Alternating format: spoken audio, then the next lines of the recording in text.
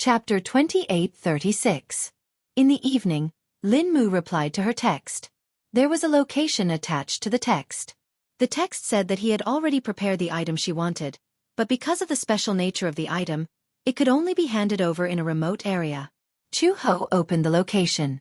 After confirming the location, she replied, "Prepare a few more bullets." After half a minute, Lin Mu sent a puzzled expression. "You're planning on going alone?" I'll go with you." "No need. You being able to help me here is already enough." There was no more news from Lin Mu. The time was set at 10 in the evening. At 9, Chu Ho changed into her normal clothes and set out. When she left the hospital, the sky was already dark. She specially chose a set of dark clothes and tightened her cap before heading to the appointed location. She stopped a taxi and gave the address. The taxi quickly sped off to the destination. After arriving at the location, Chu Ho stood under the street sign and waited. Lin Mu was very punctual and arrived 5 minutes early. He drove a black Audi and parked the car under the street sign. He got out of the car and walked in front of her. He nervously said, "Chu Ho, can you think about it again?" "Don't go." "Don't go?"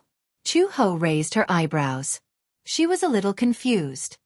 "Chu Ho, if the headquarters receives news that you haven't died and are still alive, as long as you return to the headquarters, with your outstanding military achievements, you will definitely be promoted. Your future is limitless and you are an excellent police officer. If you properly stick to your post, your future will be immeasurable. If the child stays by Gu Jinglian's side, he will be well taken care of. Gu Jinglian is a cruel man, but even a vicious tiger will not eat its cubs. Since it is his son, he will treat him well. He can't even wait to love him." Chu Ho's face was a little ugly. "Enough, officer. I said enough." Chu Ho clenched her fists. Without a doubt, if Lin Mu said another word of advice, she would definitely fight back. "You just need to give the item to me and it's fine." "But..." Lin Mu was still unwilling and bit his lip. Chu Ho lost his patience. He glanced at the trunk and suddenly asked, "The things are in the trunk, right?" "Yes." "Open it." Lin Mu looked at her deeply, then slowly took out his car keys. He pressed the button and the trunk suddenly opened. Chu Ho walked over and looked at the goods in the trunk. There were guns, ammunition, infrared detectors, and even night vision goggles. Everything she wanted, it was all prepared. She had never thought of it, but as a former logistics worker, Lin Mu had thought of it for her. Chu Ho's expression finally relaxed. He picked up a pistol. The heavy weight made her feel extremely at ease. How long had it been since he felt this safe? When she was in the Yanqing County Police Station, because of the police system and because she was not an official police officer, she could not be equipped with a gun. The only thing she could carry was a baton. Even if it was a gun, it would at most be an air gun. The heavy weight in her hand gave her a great sense of security. It was familiar but also strange. How long had it been since she touched a gun? Chapter 28:37. She was born in a war-torn country. That country was in turmoil and constant wars. Because her family was Chinese, in that era, the international community looked down on Asians. Her father's personality was naturally weak. He chose to endure the bullying and oppression. Under such oppression, he struggled at death's door. Therefore, from a young age, she deeply experienced that weakness would only lead to endless bullying and coercion. She originally thought that her life would continue like this. However, until that year, in May, that country was incited by other countries and began to ostracize the H people. In the military riot, her father died under the gun and her mother was stripped naked by the locals. After humiliating her, her hands and feet were handcuffed and she was dragged through the streets in a car. On such a rocky road, a living person was dragged like a beast into a bloody mess. It was too horrible to look at. Until her mother died, she did not see her for the last time. In that riot, the H people died and were injured. But she did not choose to submit. The 7-year-old her chose to resist in the face of adversity. She was dragged into a cellar by a local ruffian. When she was about to be raped, she fiercely bit him and took the iron rod from his waist. She did not know where she got her strength from, but she actually knocked the ruffian unconscious. When she escaped from the cellar, out of instinct, she and a group of people arrived at the dock and boarded the rescue ship to M Country. In one night, her family was destroyed and she was homeless. How could she call it a foreign land? When she arrived in M country, she was accepted by a humanitarian organization. Then, she was assigned to a special agent organization for training. The circumstances of her childhood made her deeply understand that weakness would only lead to bullying. Only by being strong could she be respected. Chu Ho collected her thoughts and changed into the clothes that Lin Mu prepared for her. The clothes had a bulletproof layer. Naturally, this layer could not withstand bullets at close range. Military boots that could hide a dagger. Infrared detector. She put the pistol on her waist and took out more than 100 bullets. She separately tied them to her boots and waist belt. Then she put away the equipment one by one and closed the trunk. Lin Mu hurried forward. Chu Ho, you really don't want to reconsider? Does the headquarters know that I'm still alive? Chu Ho suddenly asked. Lin Mu was startled and quickly shook his head. It was too rushed. I didn't have time to report. No need to report. Chu Ho casually wiped the gun with a cloth and lightly said, Vermilion Bird is already dead. The current me, I have my own name. Why? Lin Mu was in disbelief. The name Vermilion Bird is synonymous with supreme glory. You used to value the glory. How can you say that you want to give up the name Vermilion Bird so? The glory that you once regarded, you don't care? Chu Ho's hand movements suddenly froze. Chapter 28:38. Whether it's fame or fortune, it's all in the past. Chu Ho suddenly interrupted him. Lin Mu was startled. Chu Ho calmly said, I'm just tired and want to rest. Although I'm not old enough to retire yet, I've seen a lot of bullets since I was young. I've never imagined that I could have a peaceful life. But Lin Mu, do you know? In these 5 years, I've lost all my memories, but I've lived a carefree life, a happy life. I have a sensible and well-behaved son. In these 5 years, I've never dreamed that I could be like an ordinary person, waking up every morning, quietly eating breakfast, and then going to work. When I get home, I have a well-behaved son. After dinner, I'll hold his little hand and go for a walk in the fields. As Chu Ho spoke, he actually laughed softly. Although there are many things that aren't satisfactory, compared to my previous life of being a police officer, it's much more blissful. In the past, I didn't even dare to dream that I would have my own family, my own child. Do you know? I named him Xiao Bao. There's no special meaning behind it. When he was born, his face was wrinkled and thin, but I felt that life was a miracle. When he grew up, he was chubby, white, and tender. I thought of many names, but in the end, I still called him Xiao Bao because he was my baby. Lin Mu silently listened. Chu Ho continued, I really liked that kind of life. If I could, I'd rather live as Chu Ho instead of using the name Vermilion Bird. Sir? Chu Ho turned around and glanced at him. He suddenly smiled. This kind of feeling, the current you can't understand. It's getting late. Chu Ho looked at the sky and curled his lips. Send me to the Gu family's main residence. I want to see him as soon as possible. Lin Mu finally gave up. The two of them got in the car and Lin Mu started the car. He took a deep breath and stepped on the accelerator. Gu family's residence. Xiao Bao was coaxed to sleep. For the past few days, Gu Jinglian had arranged for him to rest in his bedroom. After these few days of getting along with each other, Xiao Bao Chu had also eliminated the estrangement between them and made up with him. He was finally willing to show him an innocent smile, no longer like before, when he was in front of him. He was arrogant and looked down on him. Even now, he still called him uncle, uncle. Gu Jinglian did not rush him. He felt that it would be better to wait until the child adapted to the environment and let nature take its course. Adults get used to it faster than children. Gu Jinglian quickly adapted to his role as a new father. Gradually, he realized that he was a newbie stay-at-home dad. At the very least, when facing Xiao Bao, the sharpness on his body would always be subtly restrained. Although there were many times when Xiao Bao would be mischievous by his side when he was busy with work, it would also make him unhappy. He would also be angry at him, glare at him, yell at him, but no matter how annoyed he was, he could not bear to touch him. It was like a lion roaring at a mischievous cub. Although he was glaring at him, he would not really slap him. Chapter 28:39. Therefore, no matter how fiercely he glared at him, the little guy did not seem to have any awareness. He even climbed onto his body provocatively, making funny faces at him and sticking out his tongue. Gu Jinglian was always amused by his funny little expression. Uncle said that Mommy will come to find me soon, but I've been waiting for a long time. Don't tell me that she still hasn't found me by the time Xiao Bao's hair turns white? Gu Jinglian raised his eyebrows. He was slightly displeased that the little guy mentioned that woman again. A certain man was jealous. He snorted coldly and suddenly threw out a historical question. Do you like Mommy more or Uncle more? Of course it's Mommy. Before he could finish his sentence, Gu Jinglian heard the word, Mommy, and his face suddenly sank to the bottom. Chu Xiaobao saw that his expression was not right and immediately changed the topic. His eyes dotted around and then he said with a smile, Of course it's Uncle more. Good boy. The man was satisfied and reached out to gently ruffle his hair. But Xiaobao really misses Mommy. Chu Xiaobao muttered. Is Mommy playing hide and seek with me?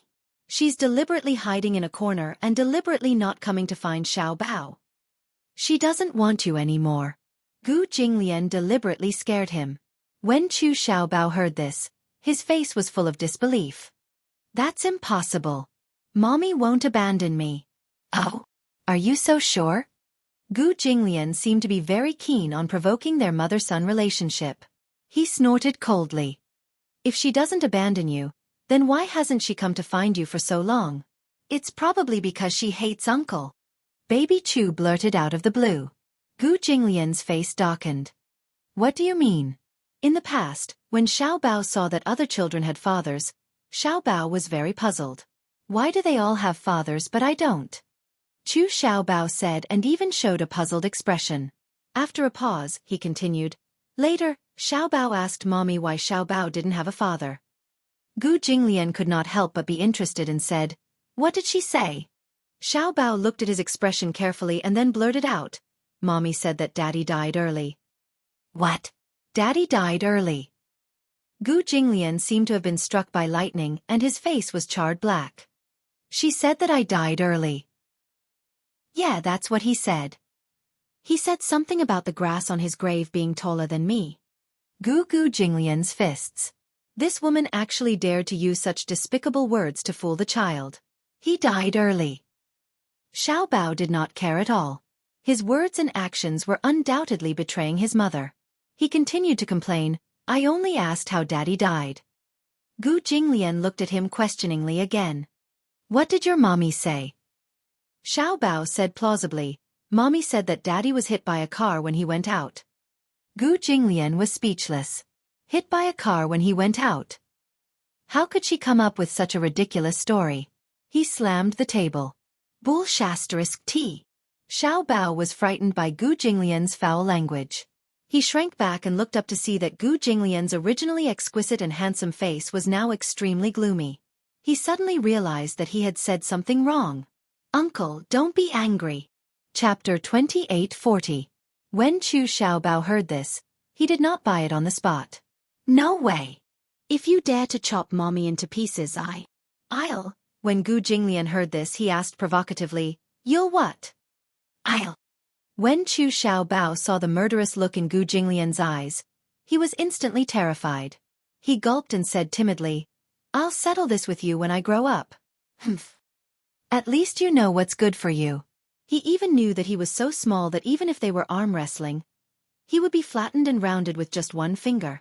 Gu Jinglian ravaged his little face heavily. At that moment, Uncle Fu pushed open the door and walked in. When he saw that Xiaobao was still in Gu Jinglian's arms, he immediately walked over and hugged him. Xiaobao, it's getting late. It's time to rest. No. Xiaobao's face fell immediately. He pulled a long face sullenly. The mention of sleep seemed to kill him. He nestled in Gu Jinglian's arms and stretched out his arms and legs, looking extremely comfortable. While Gu Jinglian was busy flipping through the dossiers, he would hang on to him like a little hamster and munch on snacks non-stop while watching the hottest fantasy dramas. Destiny Chronicles. He liked the beautiful young lady in the drama, so he was very happy watching it. His eyes stared fixedly at the picturesque person on the screen without blinking. When he heard that he was going to sleep, the little guy felt uncomfortable all over. You don't want to sleep. It's still early. Uncle Fu glared at him. It's still early?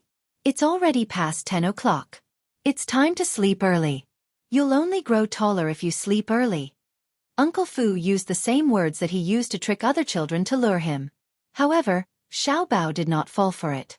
He continued to pester and fool around in Gu Jinglian's arms, unwilling to sleep. Uncle Fu looked at this scene, and for some reason, he was on tenterhooks. It seemed that in his memory, other than the cat that Gu Jinglian had raised a few years ago, no other creature had dared to be so lawless and reckless in his arms.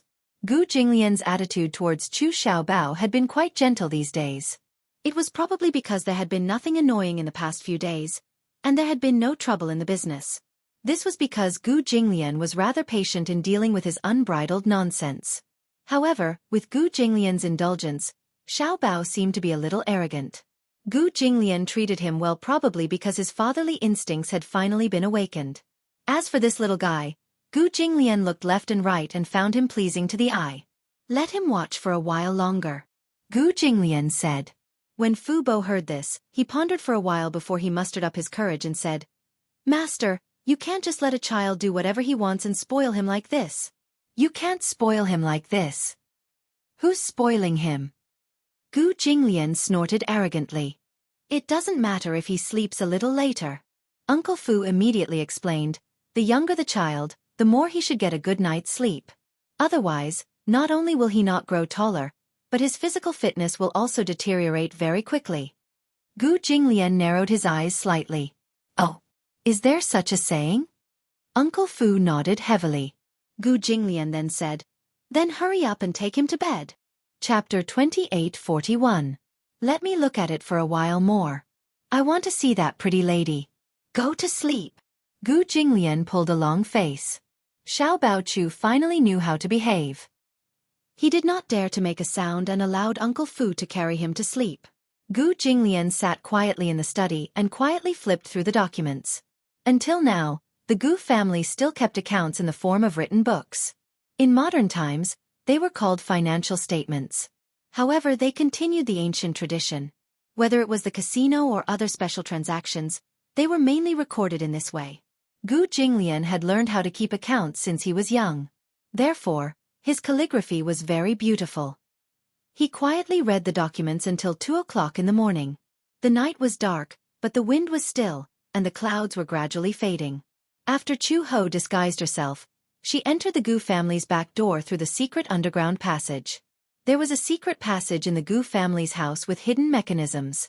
This was the fastest way for insiders to enter the house from the outside world. Of course, the mechanism was set up very carefully. Those who were not from the Gu family did not know about these secret passages. Most people entered from the main entrance, but the entrance was heavily guarded. No matter how well you disguised yourself, they could tell at a glance whether you were an outsider or a member of the Gu family. Chu Ho naturally would not choose the main entrance. It was just that the secret passage had many password locks. She remembered the password locks. However, those passwords were from the Gu family a few years ago. She did not know if the Gu family had changed them in the past few years. Based on her understanding of Gu Jinglian, the password locks must be changed regularly. The passwords she remembered were probably already invalid. However, even if she did not remember, it did not matter. After all, she was from the intelligence department and had excellent investigative skills. Although the password locks of the Gu family were complicated, she could easily crack them if she was given time. Chu Ho went to the mechanical lock and studied it. The password had indeed been changed. She pondered for a while. This password lock was not very difficult, and she could easily crack it. However, when he reached the second gate, the password for the second mechanism lock seemed to be very difficult to decipher. In order to crack this password, Chu Ho spent more than half an hour. By the time the password was cracked, she was already drenched in cold sweat. If the password was entered incorrectly, the signal would be connected to the logistics of the Gu family. When the time came, the door would open, and she would be greeted by more than 100 elites from the Gu clan. Chu Ho fumbled his way into the Gu family's main residence through a secret passage. After exiting the secret passage, it was the backyard of the Gu family. The backyard was a few courtyards away from Gu Jinglian's house. Chu Ho looked up. What she saw was a rockery, flowing water, and pavilions. These were the best cover. It could be seen that many things in the back garden had been renovated in the past few years. Before this, she remembered that the back garden was filled with large patches of begonia flowers. But now, the begonia flowers no longer existed. Green bamboo, pine trees, pear blossoms, and roses. There was no trace of the begonia flowers in the garden. She used to love the begonia flowers in the garden the most. Every time the spring breeze blew, the flowers would be as pink as peaches, and the bouquets of begonia flowers would bloom proudly. At a glance, they were extremely beautiful and shocking. She did not have any preference for flowers. The only thing she liked was the begonia flowers. Chapter 28:42. Who's there? Suddenly, a man's cold voice came from behind her. Chu-ho stopped in her tracks. Her back stiffened for a moment before she suddenly turned around. A man stood behind her, looking at her back suspiciously. He felt that this woman was too unfamiliar. There weren't many women in the Gu family. There weren't many women in the business to begin with, and those who could enter the main family could be counted on one hand. Therefore, it was easy for an unfamiliar woman to suddenly barge into the Gu family's main residence to attract attention. Chu-ho glanced at him from the corner of her eyes and said casually, "What's the matter? What's your name?" The man asked again, "Why haven't I seen you in the main residence before?" "It's natural that you haven't seen me before. Because I've always been by Old Master's side. It's natural that you don't know me." "Is that so?" The man was still suspicious. Recently, Gu Jinglian's attitude towards women had been indifferent. It was probably because he had too many things to worry about in the Gu family in the past few months. He couldn't be distracted at all, nor did he have the heart to be distracted. Could it be someone from the main family? Impossible. As long as it was someone from the main family, even if he wasn't familiar with them, he should have seen them before. But he had never seen this woman before. Chu-ho saw that he was extremely vigilant, so she sighed helplessly and said, "It's fine if you suspect me, but there are some things that I need you to pass to him on my behalf, okay?" "What things?" Chu-ho looked around vigilantly and sighed. "Why don't you come over and take it? This thing is easy to break." The man was completely curious. He didn't know what exactly it was. It wasn't that he didn't suspect that this fellow would play some tricks. However, he thought that this was the main residence of the Gu family. Who would have the ability to cause trouble in the Gu family's territory? With such a fearless thought, the man approached her. Chu-ho put her hand into her pocket. Just as the man straightened his neck and looked over to size her up, unexpectedly, Chu-ho suddenly took out a dagger from her pocket. She turned her head abruptly and aimed the sharp end of the dagger at the man's heart, almost stabbing it ruthlessly into his chest. Puff! Blood gushed out. The man subconsciously opened his mouth and wanted to scream, but Chu-ho took a step forward and covered his mouth, then viciously dislocated his neck. The man's head tilted to the side, and he immediately fainted. However, with such injuries, he would not wake up for a while. He would not die from excessive blood loss until someone found out that he had done it for her. Chu-ho set a time limit for herself.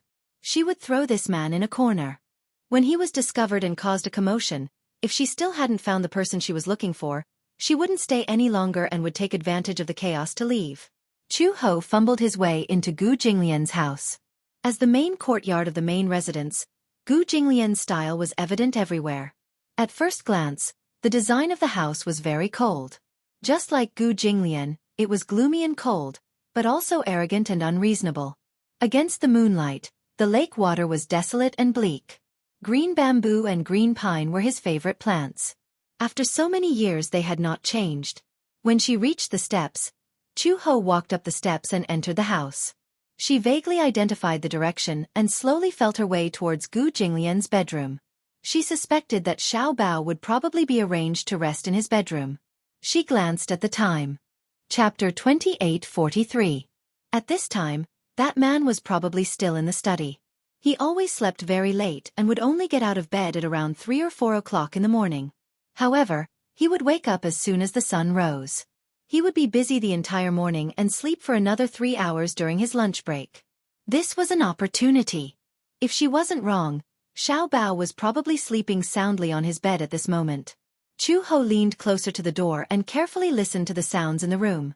She could faintly hear the sound of snoring. It wasn't heavy, but it wasn't light either. It was the kind of snoring that belonged to a child. This kind of snoring sound was very familiar to Chu-ho. Xiao Bao. It was Xiao Bao. He was in this room. Chu Ho was so emotional that her eyes turned red. She suddenly grabbed the door handle and twisted it gently. The room wasn't locked. She entered the room smoothly and silently locked the door. The room was very big. It was the master bedroom, a Chinese-style courtyard suite.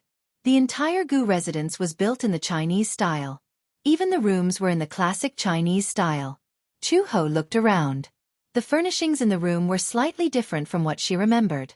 Indeed, the changes that 5 years brought to a person were incomparably huge. She passed through the arched door and slowly walked to the master bedroom. On the big bed, Xiao Bao's limbs were spread out. He was sleeping soundly.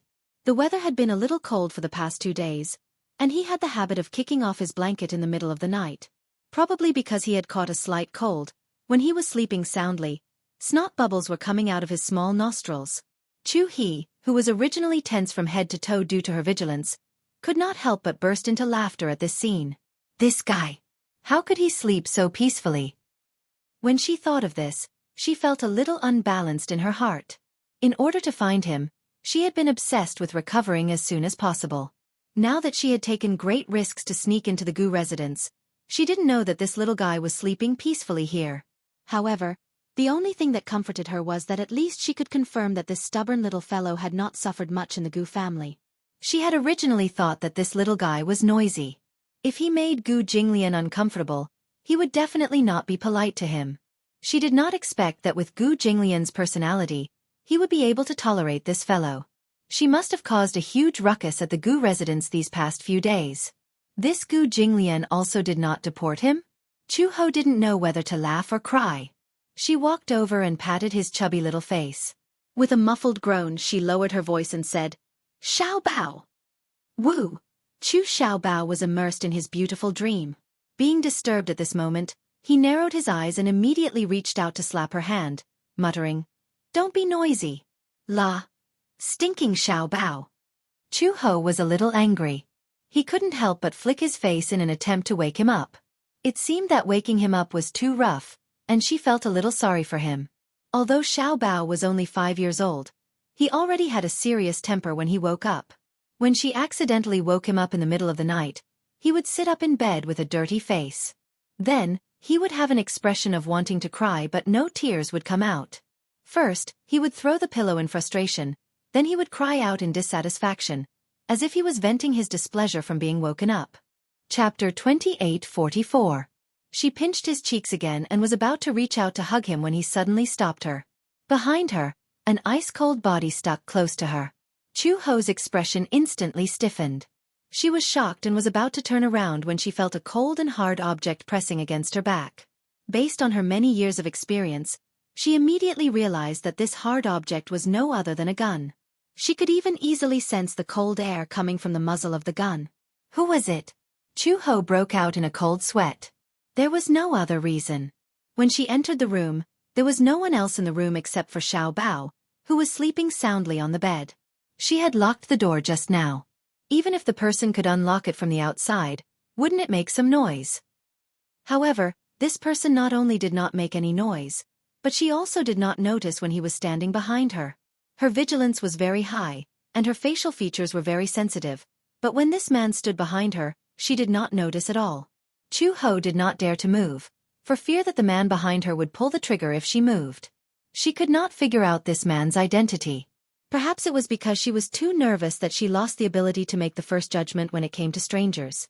However, after a moment of calmness, she suddenly smelled a faint fragrance. The fragrance of orchids? It was a somewhat familiar fragrance. Just as she was trying to figure out this man's identity, Gu Jinglian's cold voice sounded above her head. "I thought you wouldn't come." Chu Ho's body suddenly trembled. This voice had been her curse for countless nights. Even in the 5 years when she lost her memory, she could always hear this voice in her dreams whenever she had trouble sleeping. It was like a demon, bewitching her heart. It was him. Gu Jinglian. Chu He sucked in a breath of cold air and her back stiffened. "It's you? Why can't it be me?" Gu Jinglian raised his eyebrows and snorted. "This is my room. No one has the right to set foot here except me." Chu Ho gritted his teeth. "I clearly locked the door.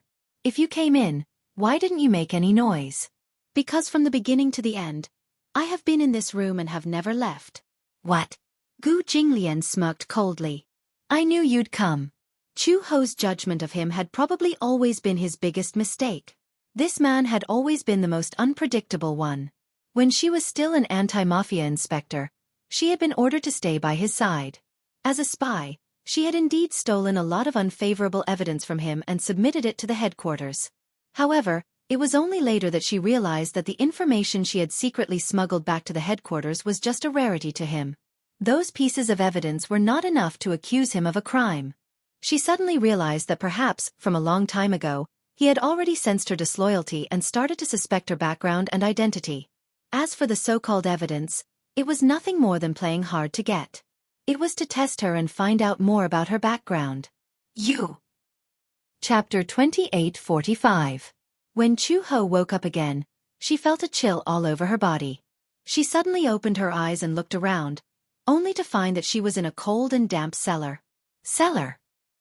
Although it was called a cellar, it was more accurate to say that this was the Gu family's underground prison. It was specially used to imprison those traitors who had betrayed the Gu family. There were many torture devices in the prison. When Chu Ho first entered the Gu family, she was lucky enough to see the torture devices of the Gu family. She did not know how cruel the torture methods of the Manchurian period were. She only saw with her own eyes that these ancient torture devices of the Gu family were enough to force even a tight-lipped person to give up here, wailing like ghosts and howling like wolves. Chu Ho subconsciously wanted to stand up, but just as she stood up, her ankle was dragged back by a force. She was caught off guard and almost fell forward to the ground. When she turned around to look, she was shocked to find that her 4 limbs were tightly shackled by chains. Her wrists were suspended high in the air by the chains. Her ankles were also tightly wrapped by the chains. Damn it! Chu Ho bit her lips tightly and stared at the bruises on her hands caused by the chains. The muscles on her face tightened. I said long ago that the Gu family is not a place where you can come and go as you please. Not far away, Gu Jinglian's evil voice sounded again. Chu Ho raised her head and stared in the direction of the voice with a pair of red eyes. She saw him sitting elegantly on the chair with the official's hat. His legs were elegantly crossed, and one of his hands was casually fiddling with the jade ring on his finger. His leisurely appearance was inexplicably compatible with the gloomy and cold cellar at this moment. Chu Ho had never been afraid of anyone. Except for Gu Jinglian. There was a kind of aura on him that made people feel intimidated. Even if he did not do anything or say anything, just sitting there, his entire body exuded a hair-raising aura. Especially the coldness that flashed by the corners of his almond-shaped eyes. It was really frightening. If Gu Jinglian was to be described as an animal, it must be a cold-blooded creature like a snake. Just his gaze alone would make anyone feel as if there was a cold snake coiled around their shoulders. The pair of snake eyes would expand as it stared at them covetously. The snake's body coiled tighter and tighter, enough to give people the illusion of suffocation. At this moment, Gu Jinglian's eyes fell on her body. Chu Ho's breath gradually rose and fell violently, unable to calm down. What do you want? Chu Ho asked through gritted teeth. How dare you barge into the Gu residence alone? The corners of Gu Jinglian's lips curled up coldly as he slowly retorted, I'm the one who should be asking you what you want. My goal is very clear. Chu Ho did not beat around the bush and simply negotiated with him. He said word by word, I'm here to bring Xiao Bao away. Xiao Bao is my son. Gu Jinglian calmly revealed the truth. Chu Ho was stunned, then sneered coldly. This is my son. My blood flows in his body. Similarly, my blood flows in his body too. After Gu Jinglian finished speaking, his brows furrowed slightly, as if he was a little conflicted. We seem to have a dispute over custody rights? Listen, I can let you go, but I have a condition. Chapter 28:46. Gu Jinglian slowly got up, walked to Chu Ho's side, and knelt down on one knee. Chu Ho couldn't help but be attracted by a piece of paper in his hand. She didn't know when, but there was an agreement in his hand. He spread the agreement on the ground and slowly pushed it in front of her. He said meaningfully, Sign this agreement and I'll let you go. What is this? Chu Ho was bewildered. How could this man be so kind as to let her go? What was this so-called agreement about? She didn't even have to think about it. It probably wasn't a good agreement. Gu Jinglian saw that she was sizing him up. His lips curled up coldly, and he said almost cruelly, "I've already drafted this agreement, but I still need you to sign it for it to be valid." "What exactly is this agreement?" Chu Ho looked him straight in the eye.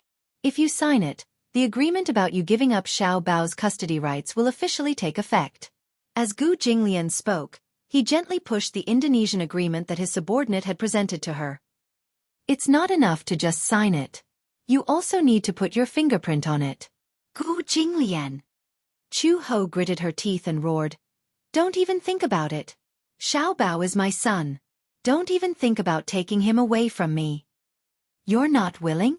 Gu Jinglian's voice suddenly turned cold. His gaze was no longer as gentle as before. A few cold rays burst from the corners of his eyes, and there was a hint of threat. "I won't sign this agreement," Chu Ho said resolutely. "He's my flesh and blood. You're giving me this lousy piece of paper and using my freedom to threaten me to give up Xiao Bao's custody rights?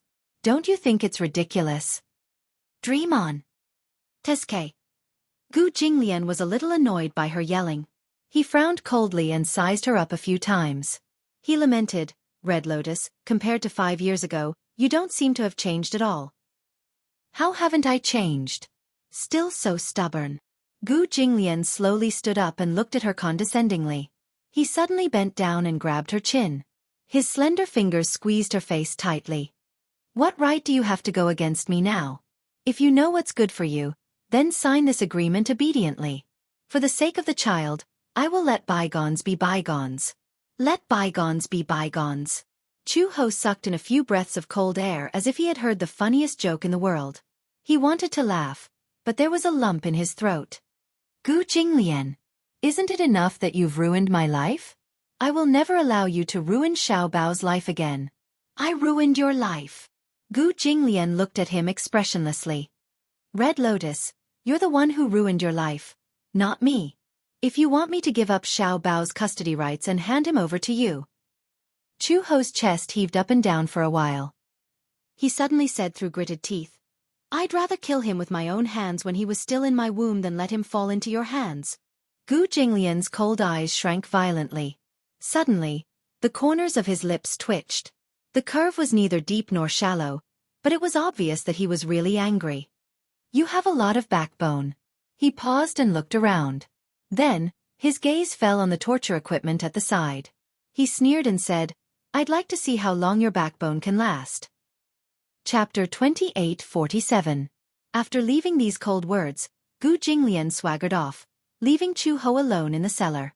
She was chained up in the cold, hopeless, and dark. Gu Jinglian left this order only if she was willing to relent and sign the agreement. Chu Ho soon heard the sound of metal clashing. She turned her head and saw a few tall men coming towards her. These men were all trained by Gu Jinglian. Not to mention that they had inherited Gu Jinglian's ruthlessness, they would definitely not show her any mercy. "Pa!" A sound was heard. A long whip hit her back hard. Chu He let out a muffled groan. The sudden pain almost made her lose consciousness for a few seconds.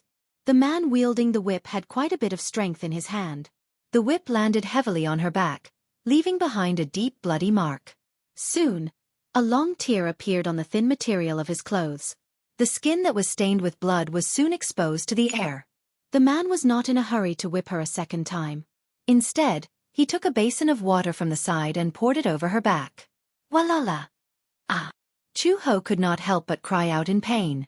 Immediately after, she gritted her teeth fiercely, but her whole body started to twitch uncontrollably. What was this? Was this salt water? The brand new wound that was caused by the whip was suddenly soaked in salt water. This kind of pain made her mind blank. Chu Ho gritted her teeth. She gritted her teeth and her gaze fell on the agreement spread out in front of her. It was already wet with salt water. Xiao Bao's innocent smile could not help but appear in front of her eyes. Her heart suddenly tightened. Slap! Another lash landed heavily on her back. Chu Ho groaned in pain. Even the muscles on her face could not help but twitch. This kind of pain, even if she gritted her teeth, was not something that could be easily overcome with a few words. What was even more difficult to describe was the feeling of being a prisoner. Gu Jinglian. This vicious and merciless man. She had never thought that this man would use such a cruel method to try and take Xiao Bao away from her. Impossible. She would never let go. It was even more impossible for him to sign such a humiliating contract. Pa! Ah! Chu Ho finally couldn't hold it in any longer. He cried out in pain, his voice hoarse. Perhaps it was because she had just undergone a major surgery and was anxious to find Xiao Bao, so she tried her best to recover. In fact, she had not fully recovered. At this moment, with her old illness and new injuries, she fainted from the pain. Chu Ho's vision went black. His body leaned forward and fell face first onto the ground. Fainted. The man with the whip was surprised. Don't tell me he died from the collision?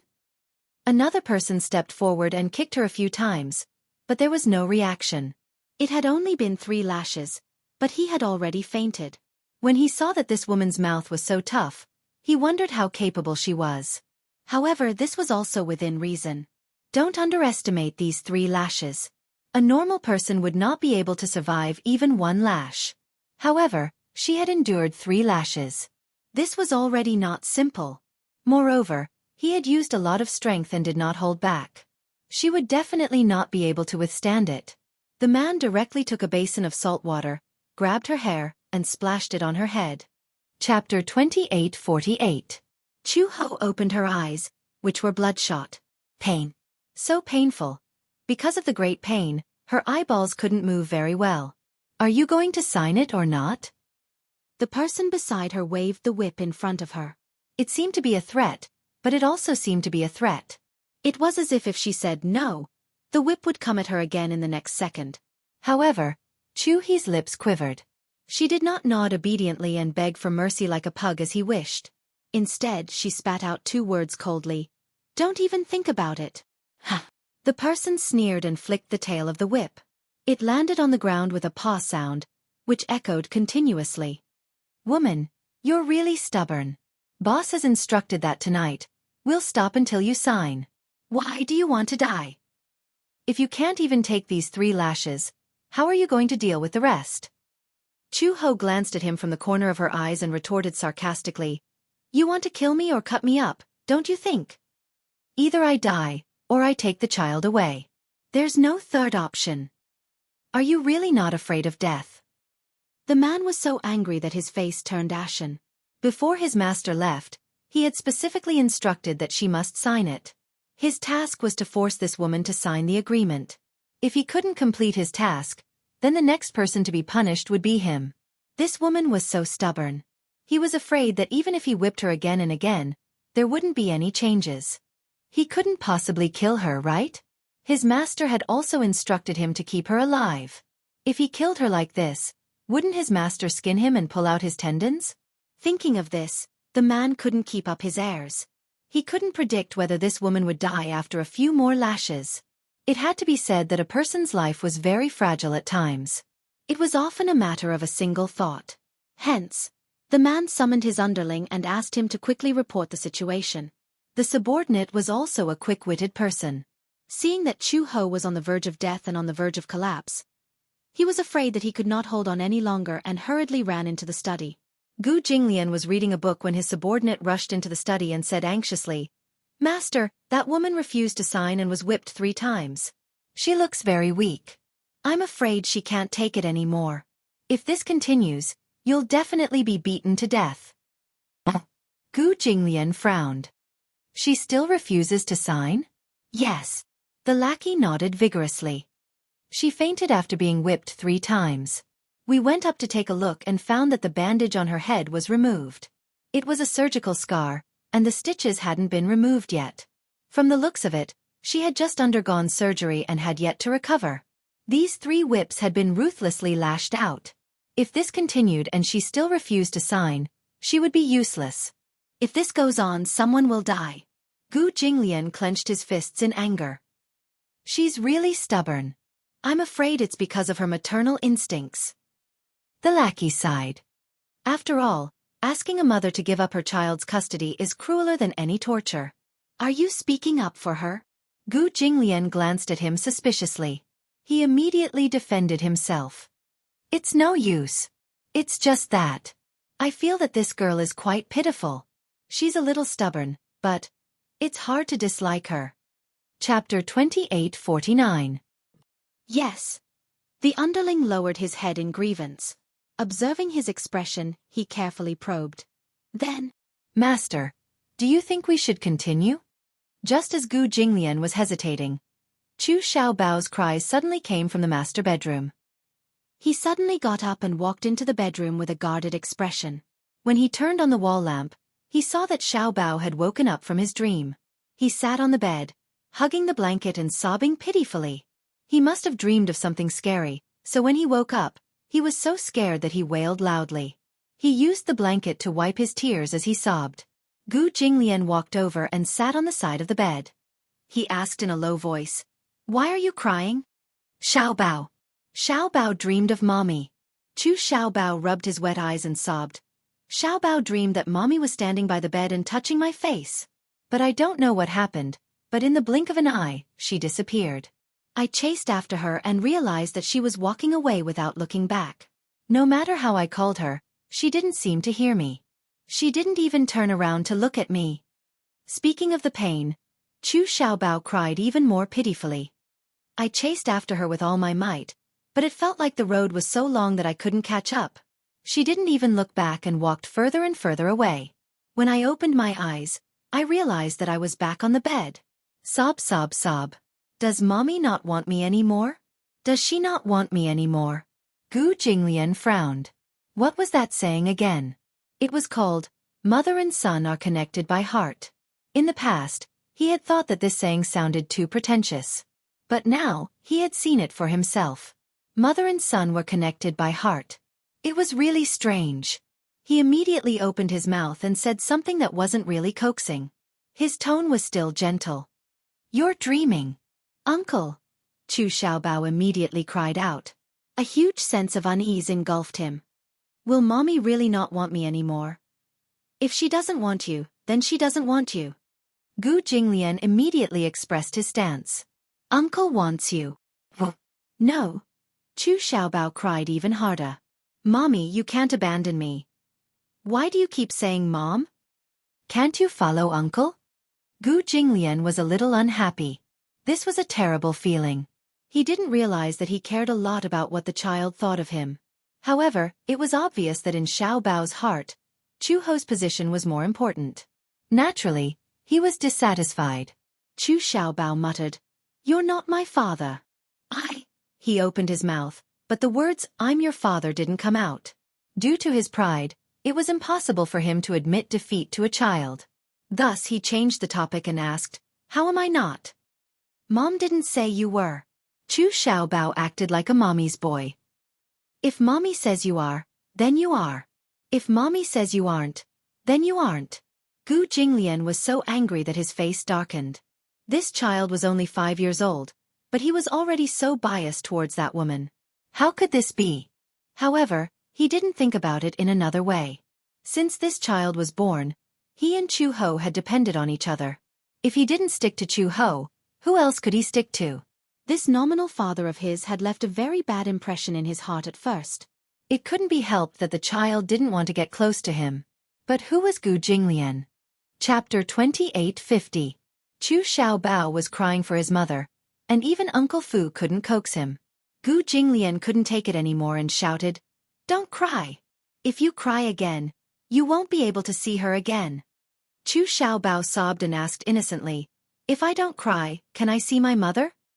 "As long as you don't cry." Chu Xiaobao immediately nodded. "Okay. Xiaobao won't cry. It was a promise." Gu Jinglian walked out of the bedroom and immediately ordered, "Go and clean that woman up." Uncle Fu was confused when he heard this. He had just heard that an audacious woman had barged into the Gu residence. Old Master had sent this woman to the cellar. He had heard that this woman was Xiao Bao's biological mother, but he hadn't had the time to find out the whole story. "The woman you're talking about, could it be that you're referring to the woman you locked in the cellar?" "Yes." Gu Jinglian said with disgust, "Xiao Bao is crying for his mother. Go and clean her up. Don't get her covered in blood." "Yes, I got it." Uncle Fu trembled in fear as he responded. He watched as Gu Jinglian left the room. He didn't know where he was going. Naturally, he didn't dare to ask about his whereabouts. On the way to the cellar, Uncle Fu's imagination ran wild. He wondered what kind of woman could be pregnant with Old Master's child.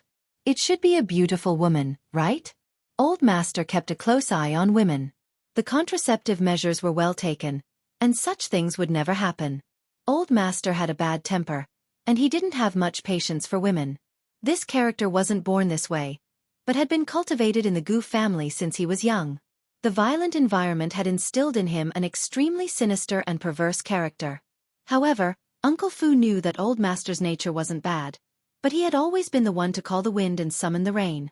He was used to being spoiled. If he wanted the moon in the sky, no one would dare to pluck the stars for him. Just like that, he became a man of his word. His personality was very cold, or perhaps he had a soft side, but he was stingy with his words. He would never allow himself to show too much tenderness. Firstly, it was because of his identity.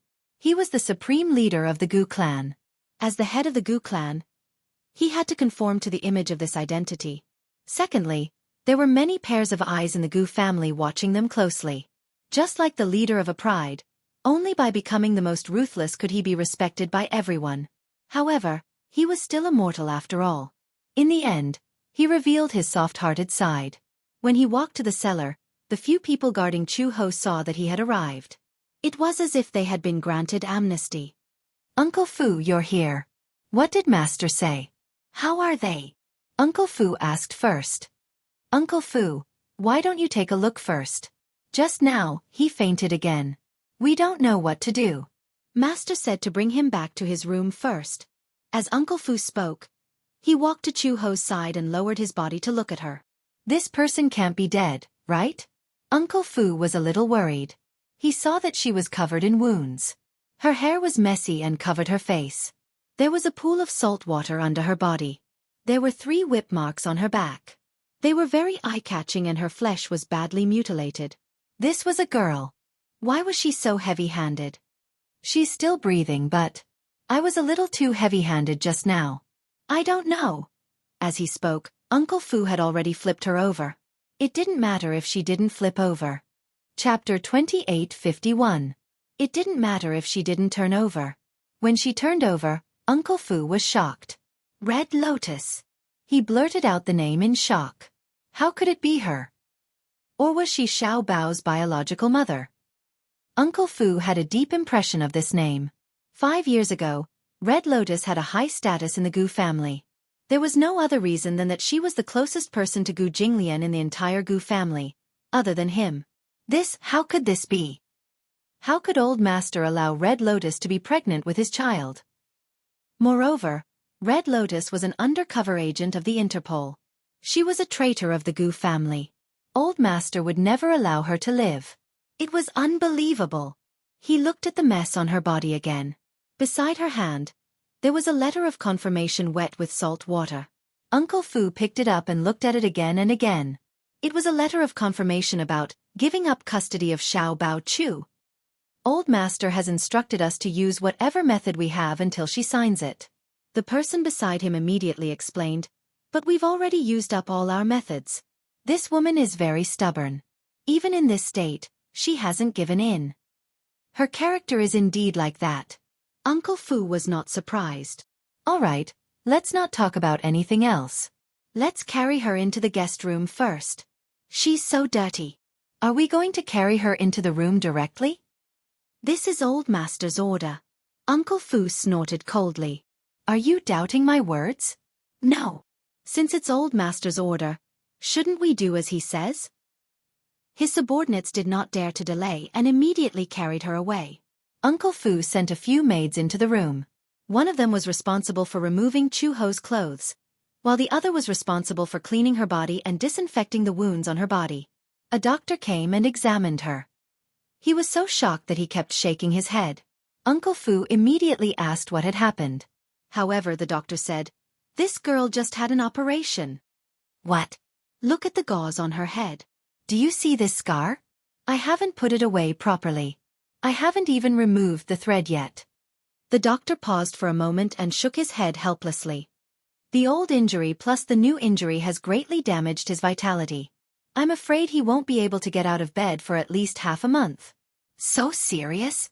Uncle Fu was shocked. "Yes. The doctor nodded his head heavily. This lady had surgery on her head. Even though it was a minimally invasive surgery, it still damages her vitality. Looking at this scar, it probably hasn't been long since the surgery. With these new injuries, if she doesn't rest well for a while, her body will definitely collapse in the future. I got it. Uncle Fu nodded. Then prescribed some medicine for her to recuperate her body. All right. The doctor prescribed some medicine and handed it to Uncle Fu. Uncle Fu immediately sent someone to get the medicine.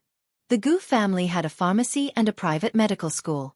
They mainly focused on traditional Chinese medicine. When Gu Jinglian was young, his body was not in good health. He had also used traditional Chinese medicine to recuperate. Hence, Gu Jinglian believed in traditional Chinese medicine very much. In the entire capital, the best doctors of traditional Chinese medicine were all settled in the Gu family's main residence. After getting the medicine, Uncle Fu immediately sent someone to decoct it. However, Chu Ho's body was full of injuries. He was afraid that she wouldn't be able to wake up for a while. Chapter 2852. However, this coma lasted for half a month, and he did not open his eyes. Of course, this was all in the future. Ever since Chu Ho fell into a long coma, Gu Jinglian assigned a few people to take turns to watch over him. Xiao Bao, on the other hand, was left to the nanny to take care of. However, he did not know if the little guy was lovesick. Ever since he woke up from that nightmare, he did not eat well, and he always talked in his sleep in a daze. It was probably because he missed his mother. After all, he had never been separated from Chu Ho for such a long time. However, the sad thing was that Xiao Bao did not know that Chu Ho was lying quietly on the bed next to his room. No one knew when he would wake up. Uncle Fu invited the doctor over 3 times. After all, he had not woken up for so long, and it was not a good idea. If he continued to be in a coma, how was he going to explain it to old master? The doctor came to take a look and did a series of tests. In the end, the conclusion was also inconclusive. He only said that Chu Ho's body was severely damaged, probably because he had been suffering from old and new injuries all this time. If the human body was compared to a machine, the human body was also operated by various precise parts. For example, with the passage of time, the parts of a computer would age, and the system would become sluggish. Perhaps due to collisions during use, the internal parts would also be damaged to varying degrees. It was the same for the human body. Chu Ho had received training when he was very young. During training, it was inevitable that he would get injured. In addition, he had been constantly honed in his career as a secret agent and a criminal police officer. He had suffered countless injuries of various sizes. There were bone fractures, dagger wounds, and bullet wounds. There were 2 gunshot wounds on her back. There was a 5-centimeter scar on the side of her waist. She had been slashed by a Nepalese army knife when she was in close combat with a mercenary during a mission. At that time, she had lost a lot of blood. With her amazing willpower, she managed to survive until rescue arrived. There were too many old injuries, and her vitality was greatly damaged. Therefore, once she collapsed, she would really collapse. It would take a long time for her to recover. Uncle Fu's heart ached when he heard that. He looked at the person lying quietly on the bed, but he did not know that this girl had accumulated so many injuries. Just 1 week later, the filming for Extreme Youth was completed. After 4 months, the shooting of the 30-episode youth idol drama came to an end. After the filming of the 26th episode had just ended, the director happily announced that the copyright had been exclusively bought out by the largest video website, PPTVI. Just based on the popularity of Gu Xianxia and Xianxia, the price of the broadcasting rights alone had already reached 9 figures, setting a new record. Although this kind of theme was a little unpopular, it did not affect the investors' expectations for the ratings. After all, Gu Xianxia was the main lead in the movie, which meant that his popularity was guaranteed. Gu Xianxia and Xianxia were known as the 2 most beautiful women in the entertainment industry. No matter how bad the viewership ratings were, they could still recoup their capital. If he became popular, he would be able to earn a lot of money. Because of PPTVI's exclusive buyout, many television stations were unable to fight for the simulcast rights, which was a pity. Chapter 2853. After the filming ended, the crew held a grand celebration party. In order to promote the show, the entire crew created a popular variety show. The show was called Ace Intelligence Bureau. It was an entertainment show where rising stars competed with variety shows. Once it was released, the ratings were very high. Surprisingly, Xianxia also participated in the recording of the show. Xianxia rarely accepted variety shows. Because of his celebrity status, he definitely wouldn't end a variety show that had a poor reputation and childish style. There were many high-quality variety shows, but because of the conflicting schedules, he really did not have the energy to deal with these noisy variety shows. Other than some interview shows, Ace Intelligence Bureau was probably the only variety show he accepted after The Love Diary. The script was quickly written and distributed to everyone. Variety shows had scripts. The artists on the show just had to memorize the script and know the content of each segment in advance.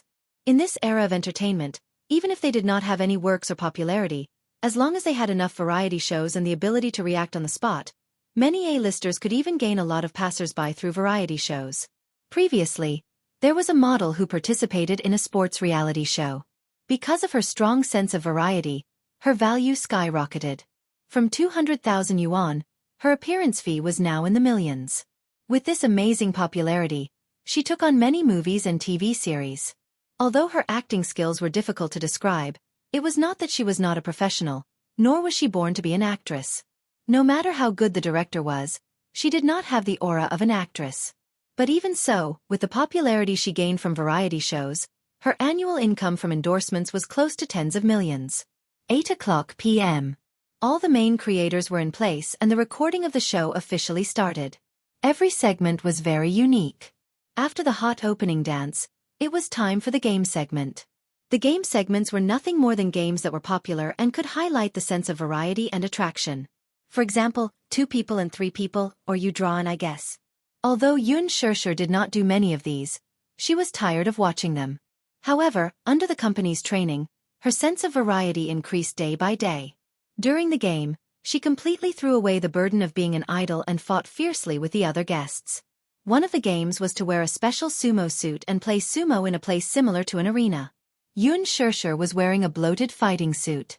She and Huajin were on the same team as Xianxia and another female host. She discussed it with Huajin and decided to work together to get rid of Xianxia. Hence, Huajin was in charge of charging forward. With a roar, he charged towards Xianxia, who was also wearing a sumo suit, like cannon fodder. Wow! Huajin roared angrily, but unexpectedly, Xianxia nimbly dodged and he missed. Xianxia leaped up and kicked Huajin's butt. Huajin was caught off guard and fell to the ground. Xianxia was completely dumbfounded. This Huajin was too weak. Huajin immediately stood up and charged towards Xianxia again. Xianxia did not hesitate and also charged towards Xianxia. The 3 of them were entangled together, pushing and shoving each other.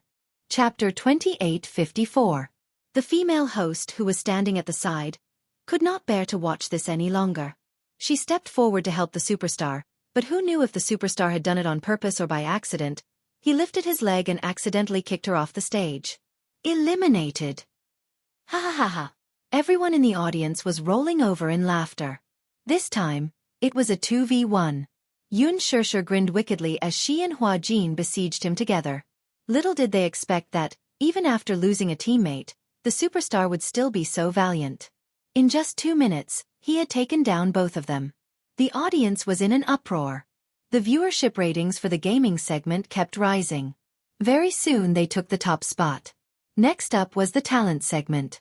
The production team sent out Xianxia to showcase her singing skills. Xianxia sang the theme song for the drama. Lunatic.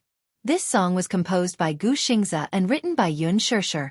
As the theme song for the drama's trailer, Ace Intelligence Agency had spent a lot of effort to get this song to premiere.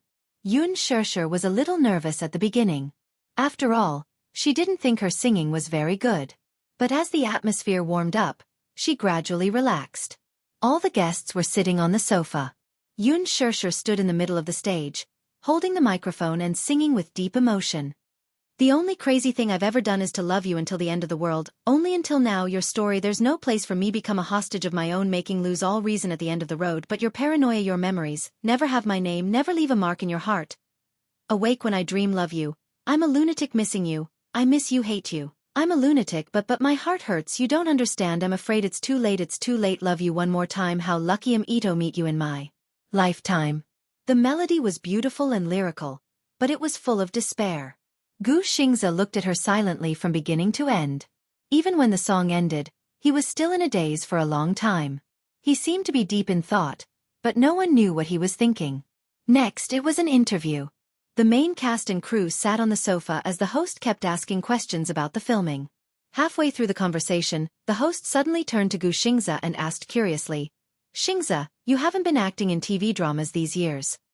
Extreme Youth is probably your first comeback project after 2 years of absence from the TV industry, right?" Gu Xingze nodded lightly. The host continued asking, "Why did you take on this drama?" Another host chimed in, "I heard that Gu Xingze is also a car racer, and his driving skills are outstanding." He casually said, "Actually, this is probably my last TV series." Oh. The host's eyes widened in surprise. The others zzz. Are you planning to focus on your film career after this movie? Gu Xingze denied. No. Then, why did you say that? Gu Xingze looked up slightly and faced the camera. His lips curled into a faint smile. Because I'm planning to officially retire from the entertainment industry. The air suddenly became quiet. Xianxia looked at him suddenly. There was an uproar. The audience below the stage exclaimed in surprise. Of course, the fans didn't believe it. Liar. Chairman Gu is being naughty again. Chapter 2855. Naturally, the host did not believe him and asked suspiciously, "Xingze, are you kidding me? You can't do this. You have to know that there are many of your loyal fans sitting below the stage. If you quit the entertainment industry, your fans will be scared to tears." It's true. Gu Xingze said calmly, "In the 10 years since my debut, I have indeed won a lot of glory, but I think it's time to put an end to my 10 years. The entertainment industry is shameless and is always injecting new blood. There are many outstanding newcomers with good acting skills, but they don't have the opportunity to appear in front of the camera. I think I should give up this opportunity and give the younger generation more opportunities to perform." No! The fans below the stage screamed uncontrollably. The scene was out of control. Many fans held up billboards and shouted Gu Xingze's name in support. The director also revealed his face from behind the camera and looked at the stage with some confusion.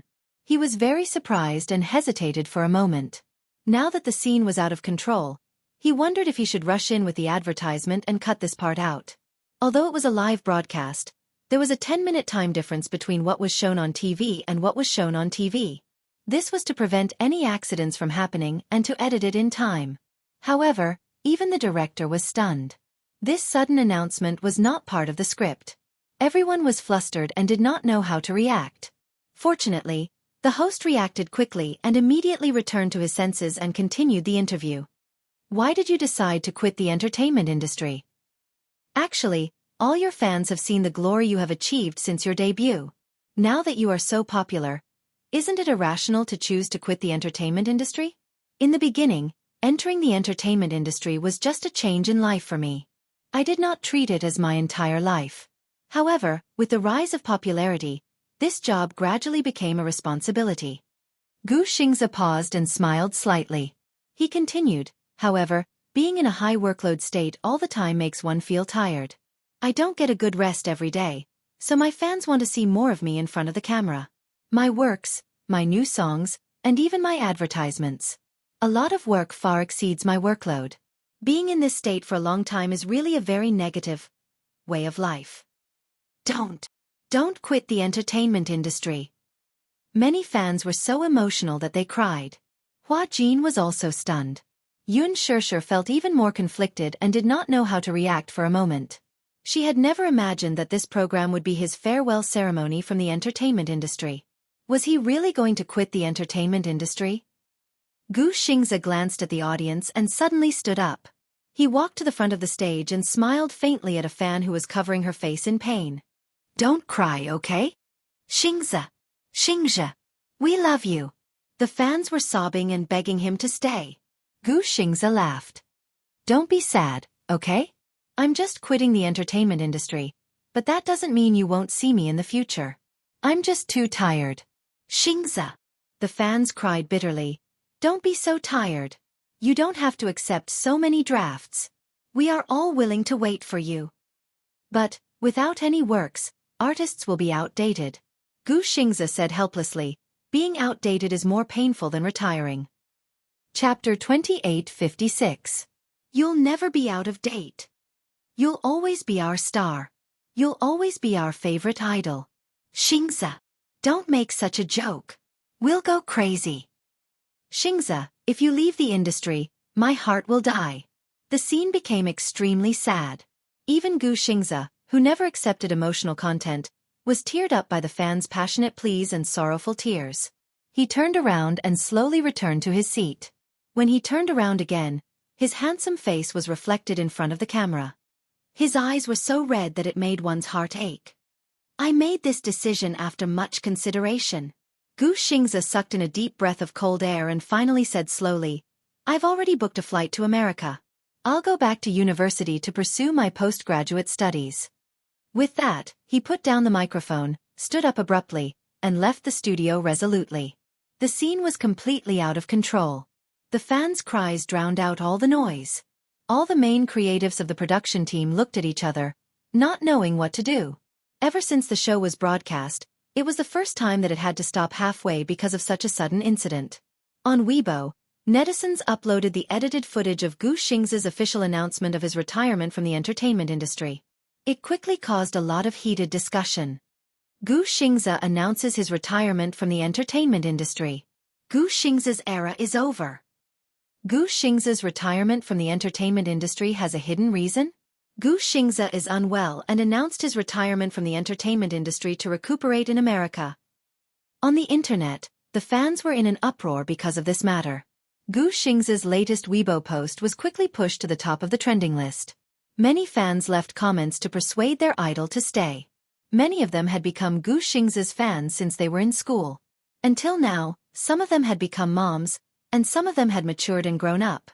Xianxia had debuted for 10 years, and their fans had been around for 10 years. From the popular newbie when he first debuted to the Triphibian Heavenly King now, the name Xianxia was the youth of many people. One could imagine how much of a shock this news was to Xianxia's die-hard fans. It was too sudden. He was not mentally prepared at all. This was like bad news. How painful was that? Many fans who chased after celebrities could empathize with them. When the entire cast and crew returned home, Xianxia noticed that Xianxia had quietly left the cast and crew's group chat. She immediately called Xianxia. Xianxia picked up the phone and talked about this matter. Xianxia helplessly said that he also just found out about it. Without any warning, Xianxia announced his withdrawal and did not mention it to anyone. Even a close friend like Xianxia had never mentioned it to him. Why are you suddenly saying that you want to quit the entertainment industry? Xianxia was puzzled. What's going on? After I found out about this, I kept calling him, but I couldn't get through. Could something have happened? Xianxia could not help but worry. Chapter 2857. I understand. Xianxia hung up the phone. Xianxia told her not to care about this matter. But how could she not care and not think about it? Xianxia could not help but feel upset and did not rest well the entire night. In the WeChat group, after a heated discussion, the director said, Xianxia's announcement of his withdrawal from the entertainment industry is his personal decision. We have no right to interfere with how he decides his own life. Don't talk too much about it. Soon, the group was dead silent. On Weibo, the heated discussion about Xianxia's incident never stopped. Many fans acted as if it was the end of the world and wantonly expressed their emotions on Weibo. Many people posted their purchases of Xianxia's records, movies, albums, and all kinds of merchandise. Some of the posters had already turned yellow and were stained with the traces of time. Some of the records had Xianxia's signature written on them. Fans cried and complained that the name Xianxia was all her youth. She had thought that she could stay by this idol's side until the end of time. Her sentiments resonated with countless fans. Those who had never pursued an idol probably did not know how it felt. It was a feeling more painful than being heartbroken. At this time, many keyboard warriors also appeared and wantonly accused Xianxia's fans of being brainless fans. Instead of paying attention to the matter of number 8 in the Sky Palace, they actually paid attention to an entertainer. Entertainers are really ruining the country. Instead of paying attention to national affairs, they actually pay attention to a celebrity. I'm so disappointed in young people these days. I heard that Gu Xing's annual income is 9 figures. He's just an entertainer. How can he earn so much money? Those scientists who work hard on the front lines can't even earn 1% of this in their lifetime, right? This country is going to be finished soon, fans retorted. We can't make decisions on national affairs. But after liking Xianxia for so many years, we've received a lot of positive energy from him. He works hard and is passionate about public welfare. He's an outstanding young idol. There are too many fascinating things about him. This is irreplaceable. Loving Xianxia has become a way of life for countless of us fans. The scolding war continued to escalate. After Gu Xingxia announced his retirement from the entertainment industry, it triggered a series of wars. Xianxia didn't want to pay attention to these disturbances. She put the phone on the pillow, but her mind was preoccupied. The next morning, Xianxia was woken up by a phone call from Xiao Shui. Xia. It was a deafening roar. Xiao Shui cried in despair. Do you know? Xianxia announced his withdrawal from the entertainment industry. Woo woo woo woo.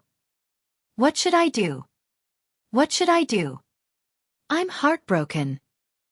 Just as Qin Zhou had predicted, Gu Xingxia held a grand press conference at 9 o'clock in the morning in the conference room of the 5-star hotel. In front of the camera, Gu Xingxia stood on the rostrum with a calm expression. The flashlights flashed, illuminating his face with white light.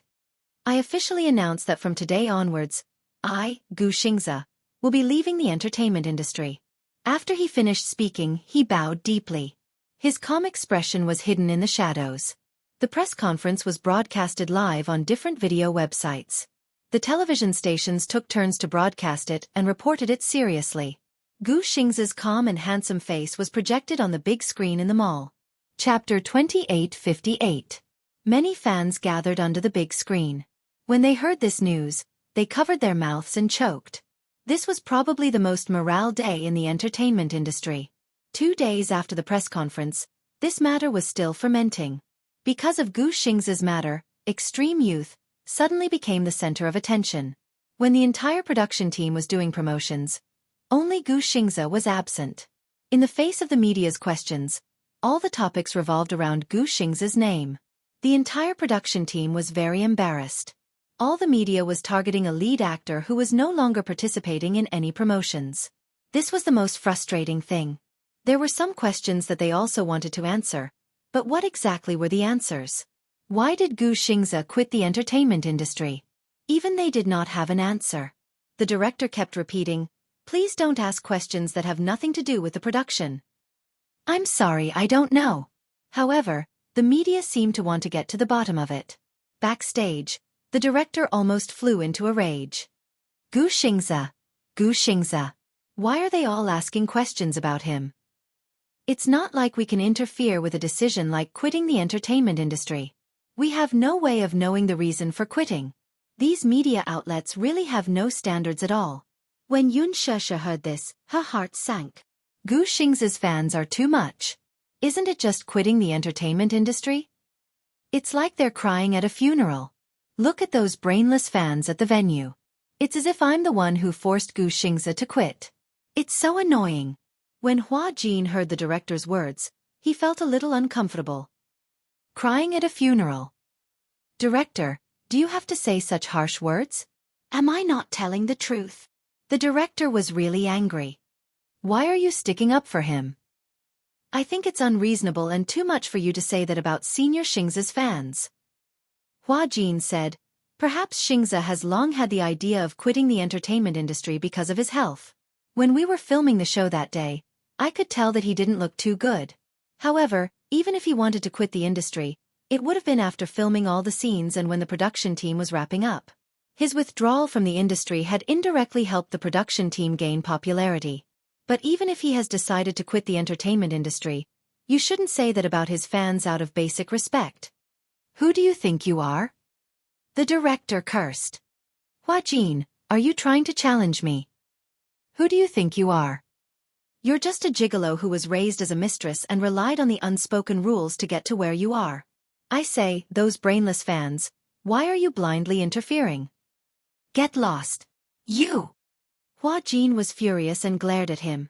He had dug up all the old grudges and even used such malicious words against him. He was so excited that he wanted to rush forward. Xianxia immediately stopped him. Hua Jin, don't be rash. Under her persuasion, Hua Jin finally managed to hold himself back. However, she turned around and suddenly walked over to the director. She stopped in front of him. Xianxia, what are you doing?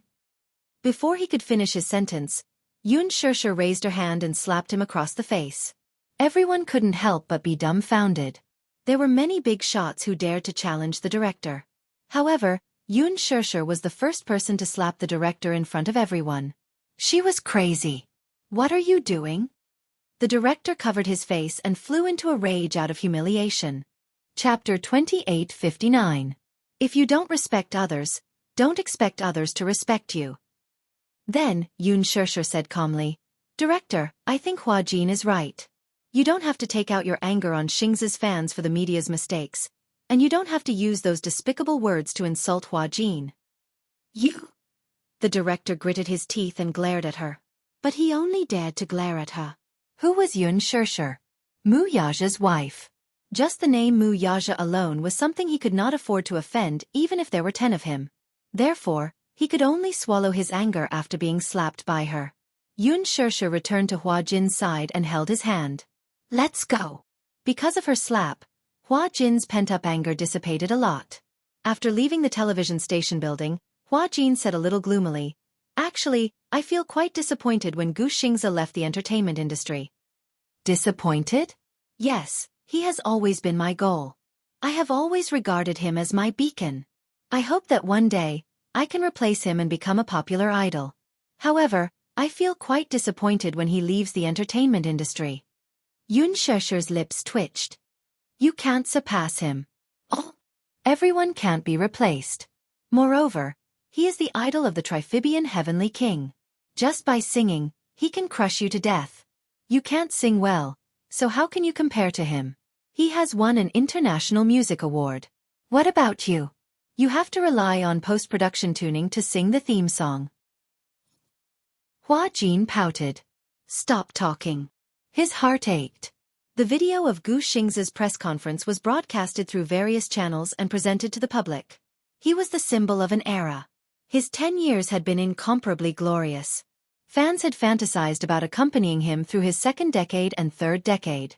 However, they suddenly received the news of his departure. All the fans were devastated by this shocking news. Their overly fanatical behavior caused the other netizens to be dissatisfied. They began to denounce these die-hard fans on a large scale. The internet was in a mess. Xianxia didn't know how she felt about this matter. However, the feeling of loss stayed with him for a few days. After bidding farewell to Hua Jin, she slowly walked along the street aimlessly. However, little did she know that a black car was slowly following behind her. She was so immersed in her own thoughts that she didn't realize that there was a car following closely behind her. His phone suddenly rang. Xianxia picked up her phone and saw Gu Xingzi's name on the screen. Xianxia? What's wrong with him? Disregarding her doubts, she quickly picked up the call and placed the phone to her ear. Gu Xingzi's calm and gentle voice could be heard from the other end. Xianxia, it's me. Xianxia was stunned. She stopped in her tracks and froze on the spot. It had been a long time since he had called her by her name. Perhaps it was because calling her Xianxia was too intimate and ambiguous. Hence, he had always called her by her full name. Now, this sudden gentle call had really caught her off guard. Xingzi. Are you on the street? Gu Xingzi heard some noises and car horns on the other end of the line and guessed that she was on the streets. Yeah. Xianxia said, I saw the live broadcast of your press conference.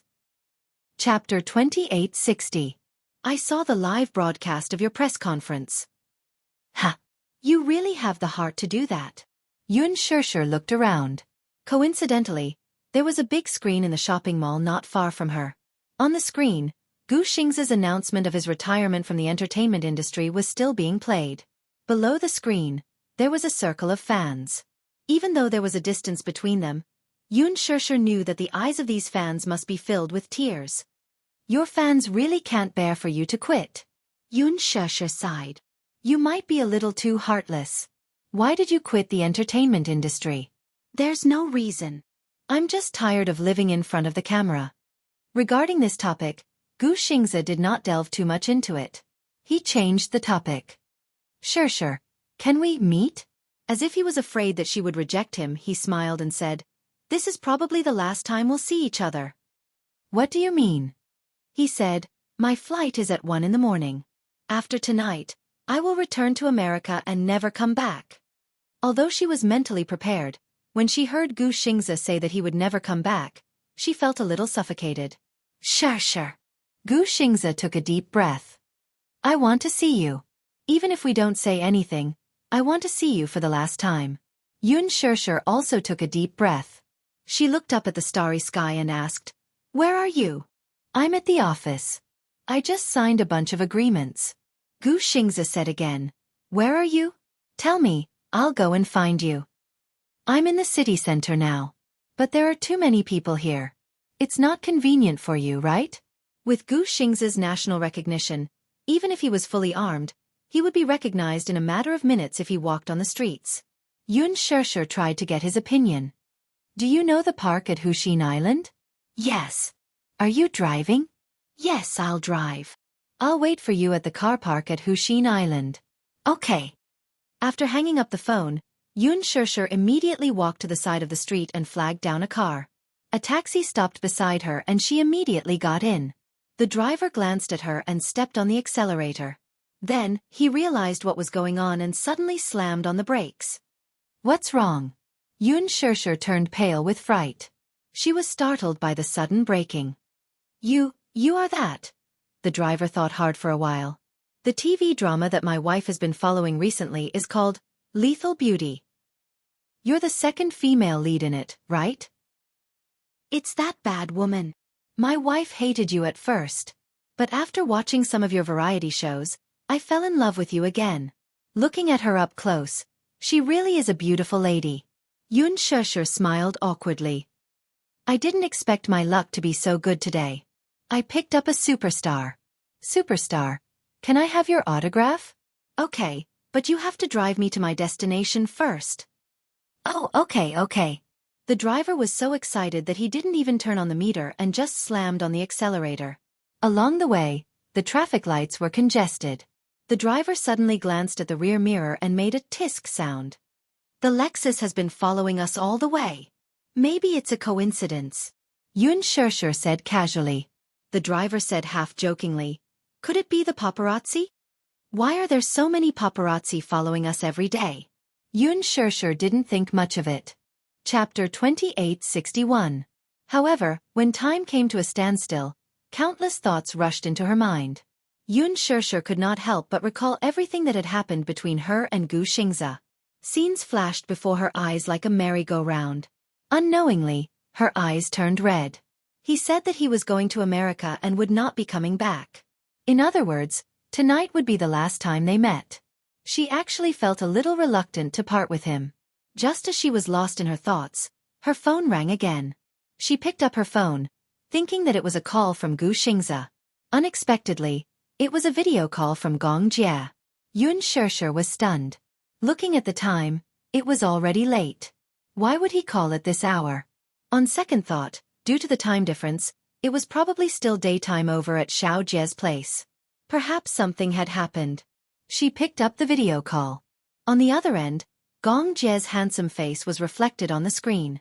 However, his expression was very serious and even a little nervous. Xiaojia, what's wrong? Why do you look so nervous? Jianghu did not bother with pleasantries and went straight to the point. Sis, uncle can speak now. What?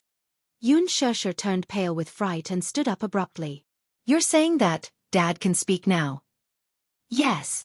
Jianghu was also greatly encouraged, but he still frowned. I told him that it wasn't easy for him to recover the function of his vocal cords. He must pay attention to his recuperation, but he insisted on talking to you. No. Xianxia was resolute. He can't speak immediately after recovering the function of his vocal cords. Let him recover completely first before we talk about it. I advised him that too, but he didn't listen at all. Gong Jie said solemnly. Sis, you should talk to him. Perhaps your words will be more persuasive. All right, let me see him. Xianxia also missed him. Gong Jie froze the video call. Then, he got someone to carry Yun Yeqing into a wheelchair and pushed it over. As soon as Yun Yeqing's figure was reflected on the screen, Gong Jie gently said a few words to him. Yun Yeqing immediately understood and looked at the phone. Knowing that the other side of the phone was his beloved daughter, he opened his mouth to speak in an unbelievably hoarse voice. Sure. Daddy has caused you to suffer. Dad! Xianxia furrowed her brows as tears welled up in her eyes. She quickly said, Dad, don't talk so much. It wasn't easy for you to recover the function. Be careful of your sister.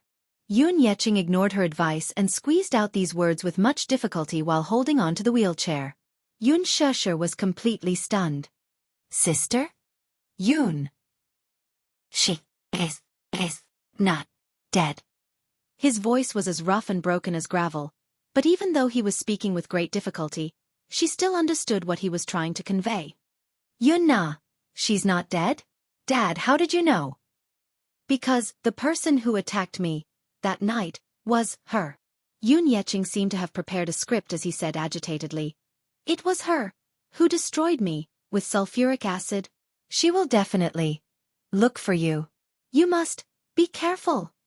Xianxia's face instantly turned ghastly pale as her lips trembled. How is that possible? How could she do such a cruel thing to you? Chapter 2862.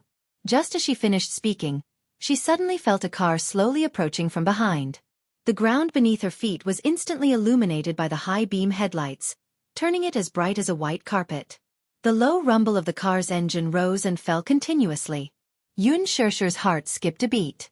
She turned around stiffly and saw a black Lexus parked quietly not far away. The car's high-beam headlights were extremely dazzling. The light suddenly changed, and in an instant, her eyes were as bright as the aurora. Xianxia could not open her eyes because of the blinding light. She could not help but raise her hand to shield her eyes. She subconsciously staggered backward, only to see the car release its brakes and step on the accelerator, speeding toward her. Xianxia hurriedly retreated and wanted to avoid it. Suddenly, a man's steady voice came from behind. Xianxia, be careful. Immediately after, a figure pounced on her. It was Xianxia. When he pounced on her, he did not forget to use his arms to protect her.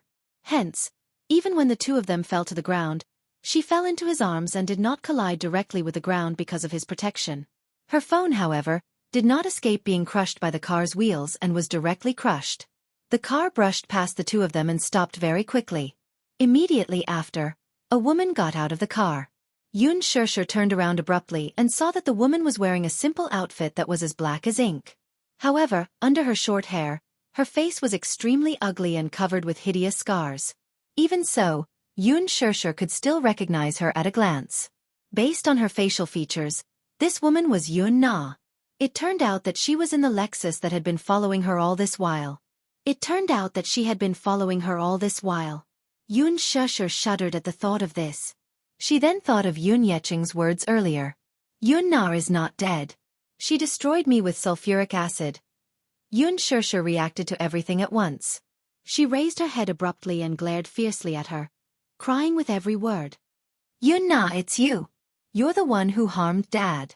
Shut up, Yun Na said coldly. He's not my dad. I'm not Yun Na too. Xianxia, tonight is the day you die. Yun Na didn't make any long-winded speech. Her goal was very simple. Kill her and Xianxia. Then, more than half of her hatred would be satisfied. She originally wanted to find that child to avenge her humiliation. After all, that child called Yu was the real culprit who had harmed her. But on second thought, compared to killing a person, making that person lose the person they loved the most was the cruelest punishment. If Yu lost his mother, wouldn't that be hell on earth? With this thought in mind, Yun Na decided to get rid of Xianxia. As for Xianxia, since he had interfered, then he would be dealt with as well. Yun Na suddenly took out a gun and loaded it skillfully. She raised her hand and aimed the black muzzle at her. There was no need to be sloppy when it came to killing people, and there was no need for so much nonsense. She would not give Xianxia any chance to escape. She would not give this man a chance to breathe either. Fast, accurate, and ruthless. Kill them all. Yun-na sneered. The cold muzzle was aimed at her glabella. The moment she pulled the trigger, Xianxia reacted faster than her. He pushed Xianxia away abruptly and rolled on the ground himself. The bullets hit the ground, sending sparks flying and smoke curling up. Chapter 2863. Yun-na wanted to aim at him again, but Xianxia suddenly bounced up from the ground and rushed toward her without hesitation. With a beautiful roundhouse kick, he sent the pistol in her hand flying far away. Ah! Yun-na groaned in pain. She immediately hugged her wrist, her face contorted in pain. It hurts. Xianxia's roundhouse kick had broken her wrist. She gripped her wrist tightly. When she looked up again, her eyes were already bloodshot. Every single one of you is protecting her. Are you all her dogs? Is there a need to be so loyal? Even if you have to die for her, are you not afraid? Xianxia gritted her teeth. From the corner of her eye, she saw another person getting out of the car. She immediately turned her head and saw a man in black suddenly crouching down and walking quickly toward Xianxia. Yun-na wasn't the only one here. Yun-na wasn't the only one in the car. There were others. Oh no! Xianxia immediately blurted out, "Xianxia, be careful." Xianxia heard her shout and was a little distracted. When he turned around, Yun-na immediately pulled out a sharp dagger from her waist. She pulled it out of the scabbard, held the handle tightly, and stabbed him viciously in the back. "I'm going to kill you! I'm going to kill you!" Ugh! Xianxia was caught off guard and was stabbed by the dagger. He immediately arched his body. From the corner of his eye, he saw another man in black immediately walk over. He reached out and quietly grabbed his throat, dragged him to the side, and punched him hard in the chest. Cough! Xianxia was numb from the pain from this punch. He frowned and the veins on his forehead popped out. The man quickly restrained him, grabbed him by the throat, and pinned him high against the wall. Yun-na rushed over without thinking. Holding the dagger, she ruthlessly stabbed him in the abdomen again. Ah! No, no! Xianxia was so frightened by this cruel scene that she was speechless. Her mind went blank, but she forced herself to regain her senses. From the corner of her eye, she suddenly saw the pistol that had been kicked aside by Xianxia. She hurriedly crawled over and held the pistol tightly with trembling hands. She had never held a pistol before, so she didn't know how to use the heavy metal object in her hand. What to do? What to do? Xianxia was so anxious that her face turned pale, and her forehead was covered with cold sweat.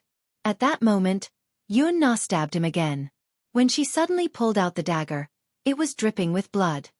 Stop! Xianxia screamed and rushed over. She clumsily aimed the gun at the man's feet and pulled the trigger. Because Yun-na had already loaded the gun, the bullet flew out quickly. In the blink of an eye, the bullet hit the man's leg. The man staggered and knelt on one knee.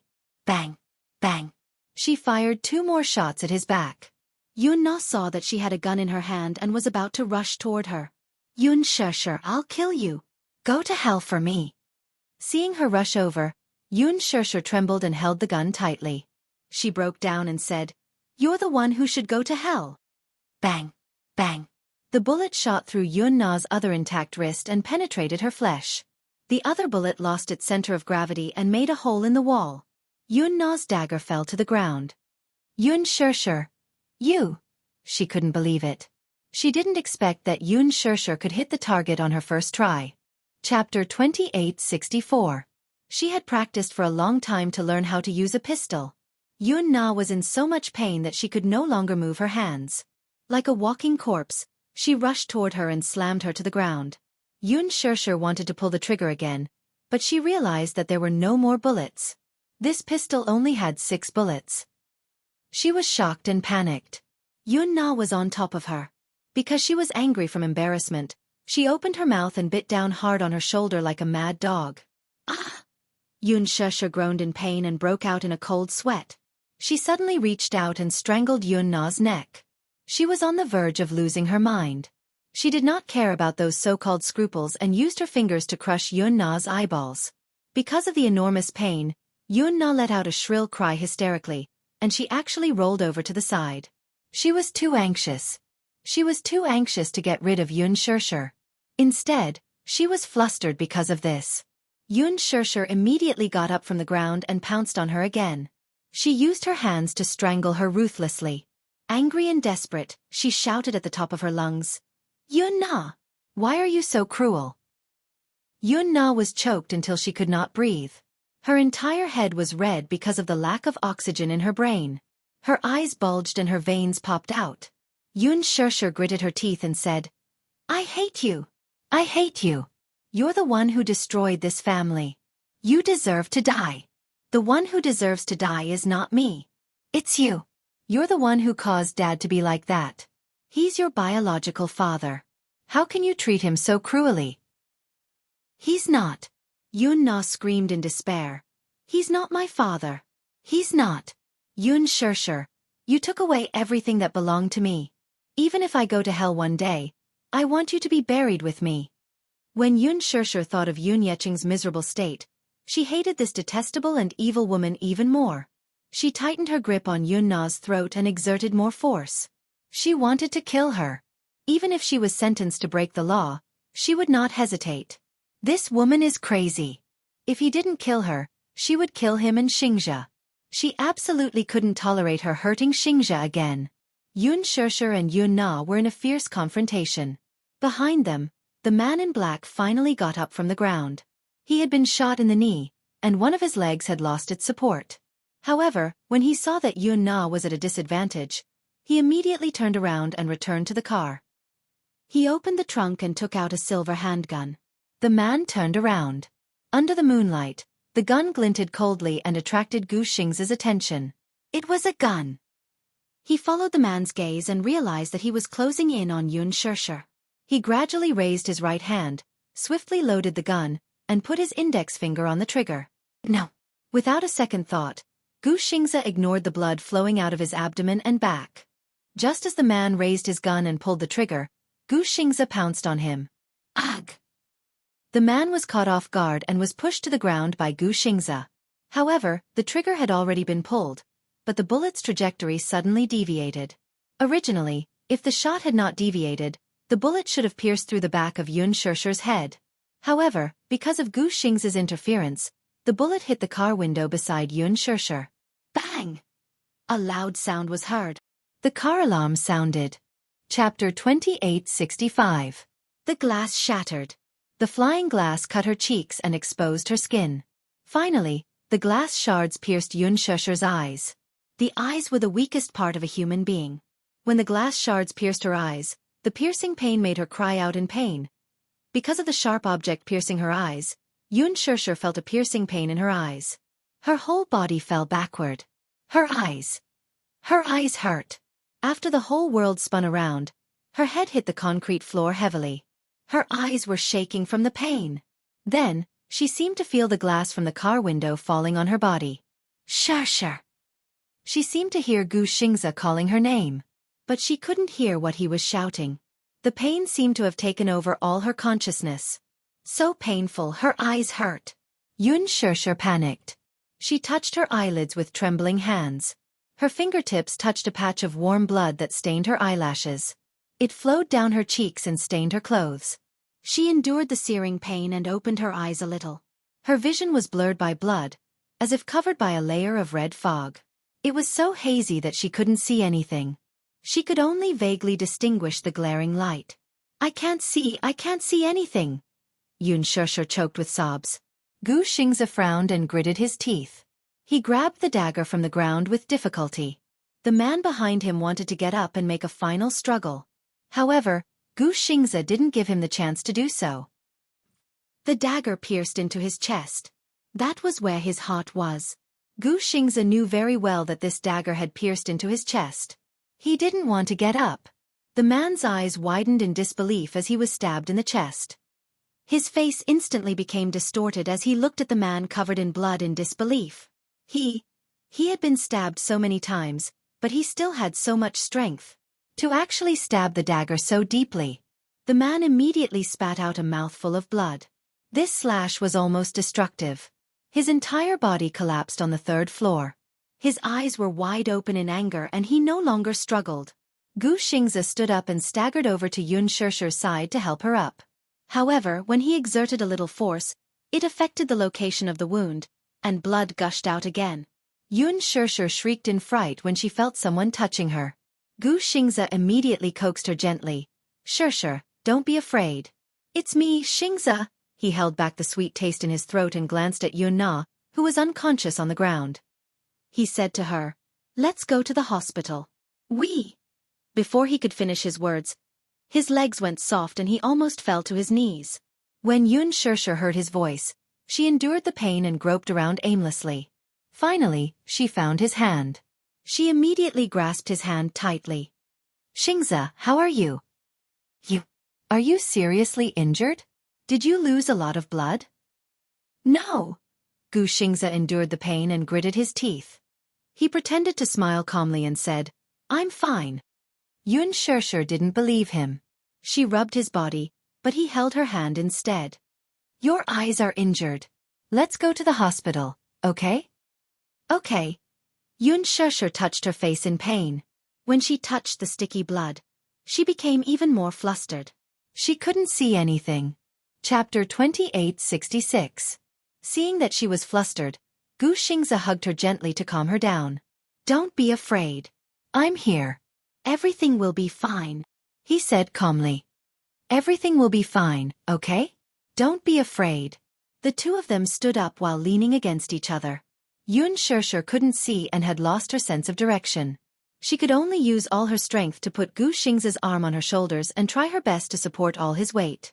Gu Xingzi hugged her shoulders. He knew deep down that this idiot must have wanted to use his body to support her. However, she was also severely injured. He couldn't bear to let her bear all his weight. He really couldn't bear to let her bear all his weight. Hence, he shifted his weight to the other side. He hugged her with one hand and covered his bleeding wound with the other. He slowly walked towards the intersection. Yun Shishir couldn't see. Because she couldn't see how pale his face was at this moment. His face was pale and covered in cold sweat. Especially his originally rosy lips. They had lost all color due to excessive blood loss. And because she couldn't see at all how gentle Gu Xingzi's gaze was on her at this moment. It was a gentleness that was engraved in his bones. If he could, he wanted to look at her as much as possible. He wanted to imprint her features deeply into his bones and blood. If he could, he wanted time to stop right here and now. He wanted to look at her quietly until he got tired of looking at her. If he could, he wanted to go back to the day when they first met. He would definitely hug her tightly in his arms. When that man appeared, he would take over her entire heart. Gu Xingzi's lips suddenly trembled. Looking at Yun Shishir's side profile as she endured the pain, he couldn't bear to let her go just like that. For a moment, his eyes were filled with tears and they were red. "Shishir. Before I came, I thought of countless parting words." Gu Xingzi tried his best to widen his eyes and force back his tears. His Adam's apple bobbed, and the corners of his lips curled up. He smiled and said, "I want to wish you happiness. I wish you happiness forever. But I selfishly think that I might not be able to be generous to wish you happiness." Yun Shishir's expression suddenly froze. "How I wish that you couldn't live without me. Xingzi. I like you." Gu Xingzi endured the pain and his voice was as soft as the wind. "I really like you." Cough. He tried his best to force a smile. "I love it so much." This was the first time in his life that he loved someone so deeply. He couldn't accept this. He couldn't accept this. For the first time in his life, he wanted to obtain someone, but after exhausting everything, he still couldn't obtain her. However, no matter how unwilling he was, "I still want you to be happy." Gu Xingzi muttered.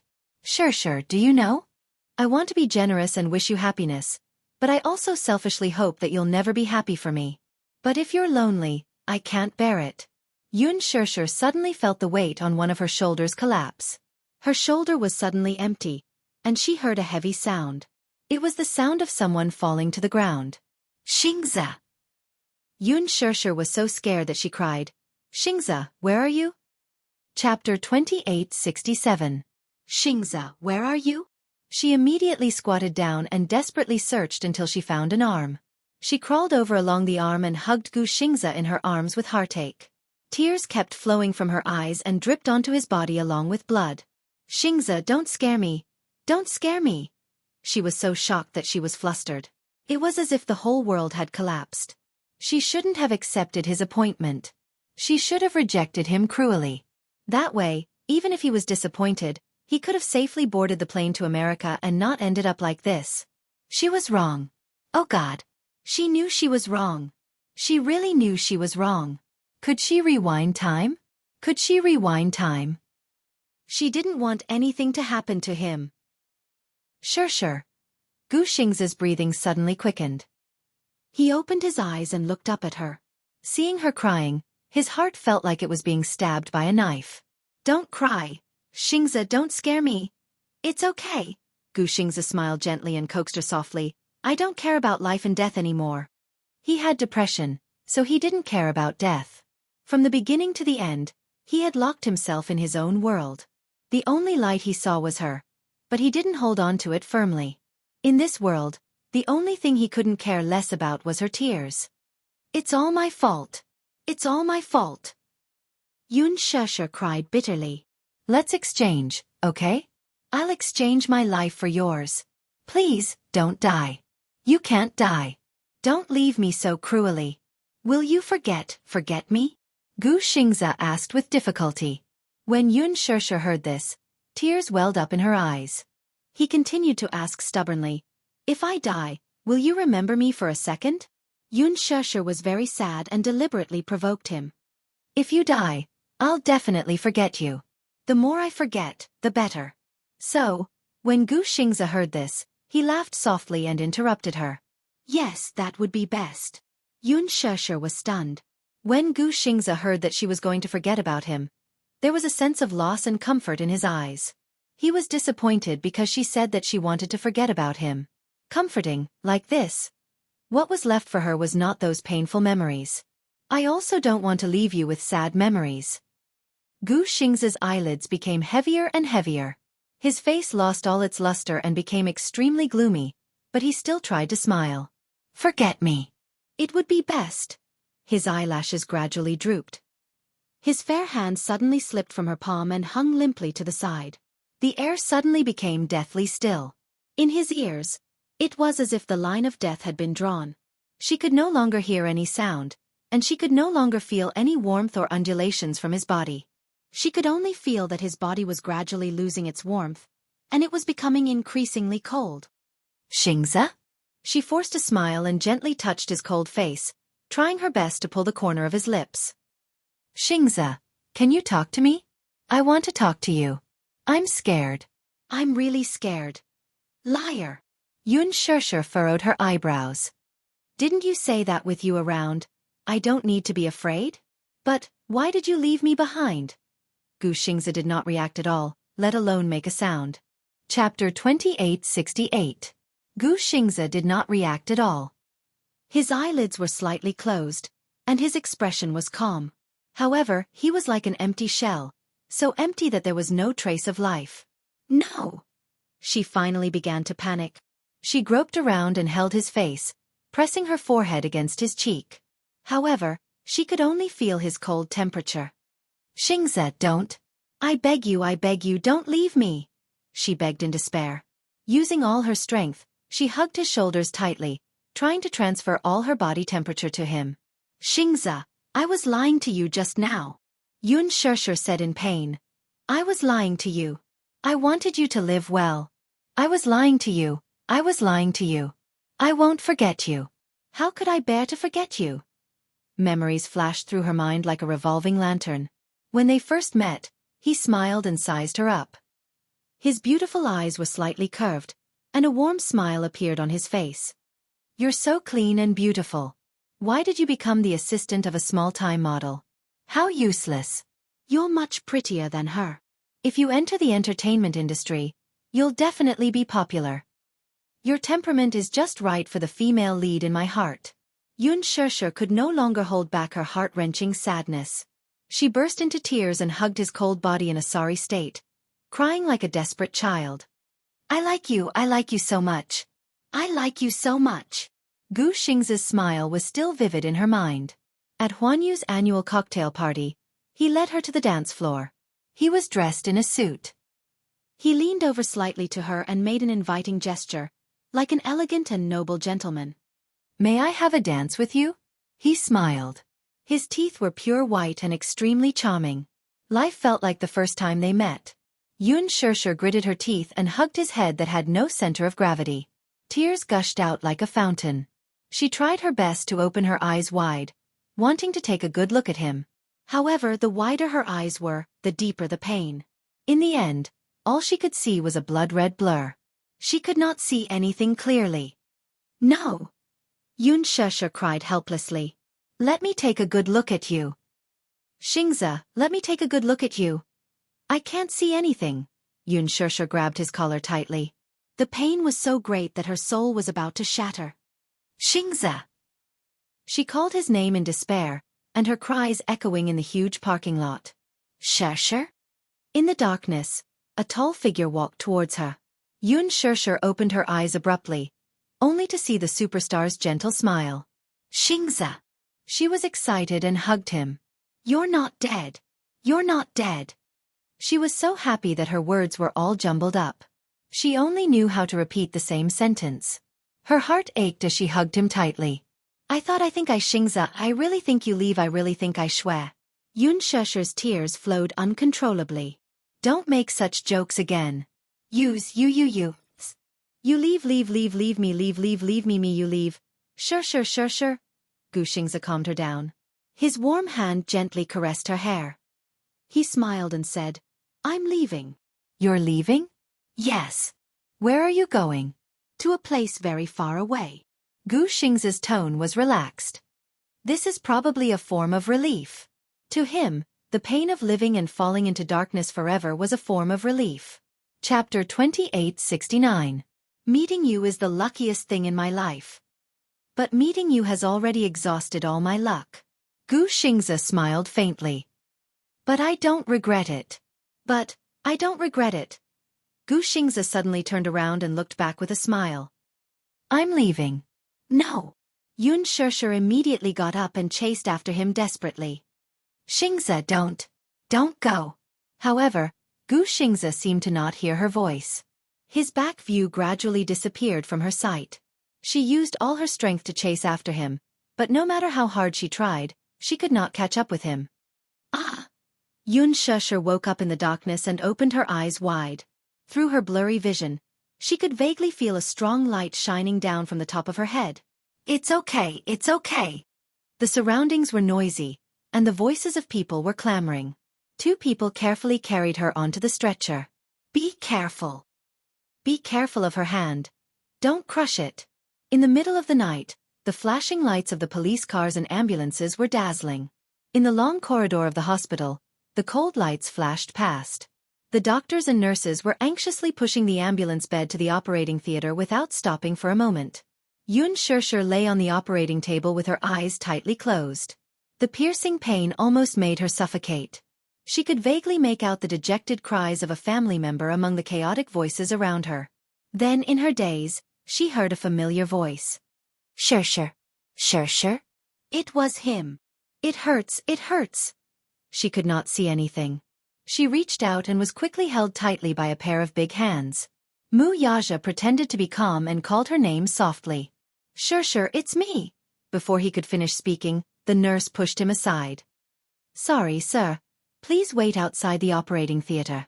After that, a group of medical staff hurriedly pushed Xianxia into the operating room. Wuxia stood at the entrance of the operating theater.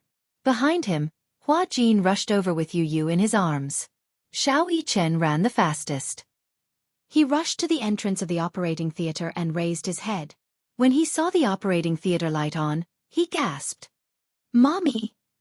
He walked to the door in a panic and peeked through the crack. Hua Jin immediately asked, Brother-in-law, what happened to elder sister? We still don't know what's going on. Sister? Her eyes were injured. I've already sent someone to investigate the details. Previously, he had sent bodyguards for her, but according to the news, she had followed the crew to the TV station for an event, and then the crew was responsible for sending her home. Hence, they did not follow her. Furthermore, nothing unexpected had happened all this while. They let down their guard a little. Xianxia also said that there was nothing special, so they didn't follow her anymore. Thus they were on standby. "Excuse me, are you the victim's family member?" The doctor's trembling voice came from the emergency room not far away. Wuxia turned around and saw Gu Jinglian standing at the door of the emergency room. His expression was gloomy and his aura was terrifying. In the middle of the night, he had received a call saying that Gu Xianxia was in trouble. He rushed over. Along the way, he felt that it was inconceivable. Trouble? How could it be? Didn't he go out for something? Chapter 2870. He said that he would not come back after returning to America. Gu Xianxia had wanted to send him off, but he said that he wanted to see the most important person in his final moments. Then, he disappeared without a trace. Gu Xianxia did not expect to receive such news in the middle of the night when he waited for his return. He rushed to the hospital and arrived at the emergency room. The doctor asked him if he was the victim's family member. "The victim?" Gu Jinglian's face darkened. "Where is he?" "He's in the emergency room. We've already tried to resuscitate him, but he lost his vital signs on the way. There's nothing we can do to save him," the doctor said regretfully. Gu Jinglian did not believe him. "How is that possible?" "Quack, could you have made a mistake?" The doctor felt wronged. "Even so," he explained in a low voice, "how could I have made a mistake?" The victim was a very popular celebrity when he was alive. He was a popular idol. You didn't see how the nurses in the emergency room were crying so hard. Gu Xianxia had lost all signs of life on the way to the hospital. Some of the medical staff recognized him in the ambulance. This nurse happened to be Gu Xianxia's fan. When she saw this scene, she was stunned as if she had been struck by lightning. It was unbelievable. The idol who had announced to the public that he was quitting the entertainment industry just a day ago was now a cold body. When Gu Xianxia was sent to the emergency room, many nurses swarmed over. "Oh my God! Oh my God! Isn't this Xianxia? My eyes must be playing tricks on me. Or maybe, am I dreaming?" The emergency room was filled with cries. No one could believe that Gu Xianxia was dead. She left this world coldly and desolately. But the most heart-wrenching thing was not his departure. It was when the doctor announced that the resuscitation was futile. When the nurses cleaned his wounds, they found that he was covered in wounds and blood. Not only did he leave alone, but he also left in great pain. Even if they weren't Gu Xingzia's fans, their eyes turned red from sadness at such a bleak scene. "Get out of my way!" Gu Jinglian lost his patience and pushed him away. He kicked the door open and barged in. The door was kicked wide open. Gu Jinglian walked in and was surprised to find a body covered tightly by a white cloth on a hospital bed in the emergency room. The nurses hugged each other and burst into tears. Gu Jinglian could not help but feel annoyed. He shouted angrily, "Get out of here!" A few nurses were shocked by his angry and cold expression. Under the doctor's eye signal, they left the room in groups. In the spacious resuscitation room, there was only a lonely bed left. All kinds of medical instruments were piled up at the side.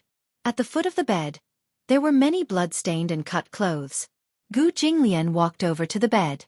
He did not believe that the person under the white cloth was Gu Xianxia.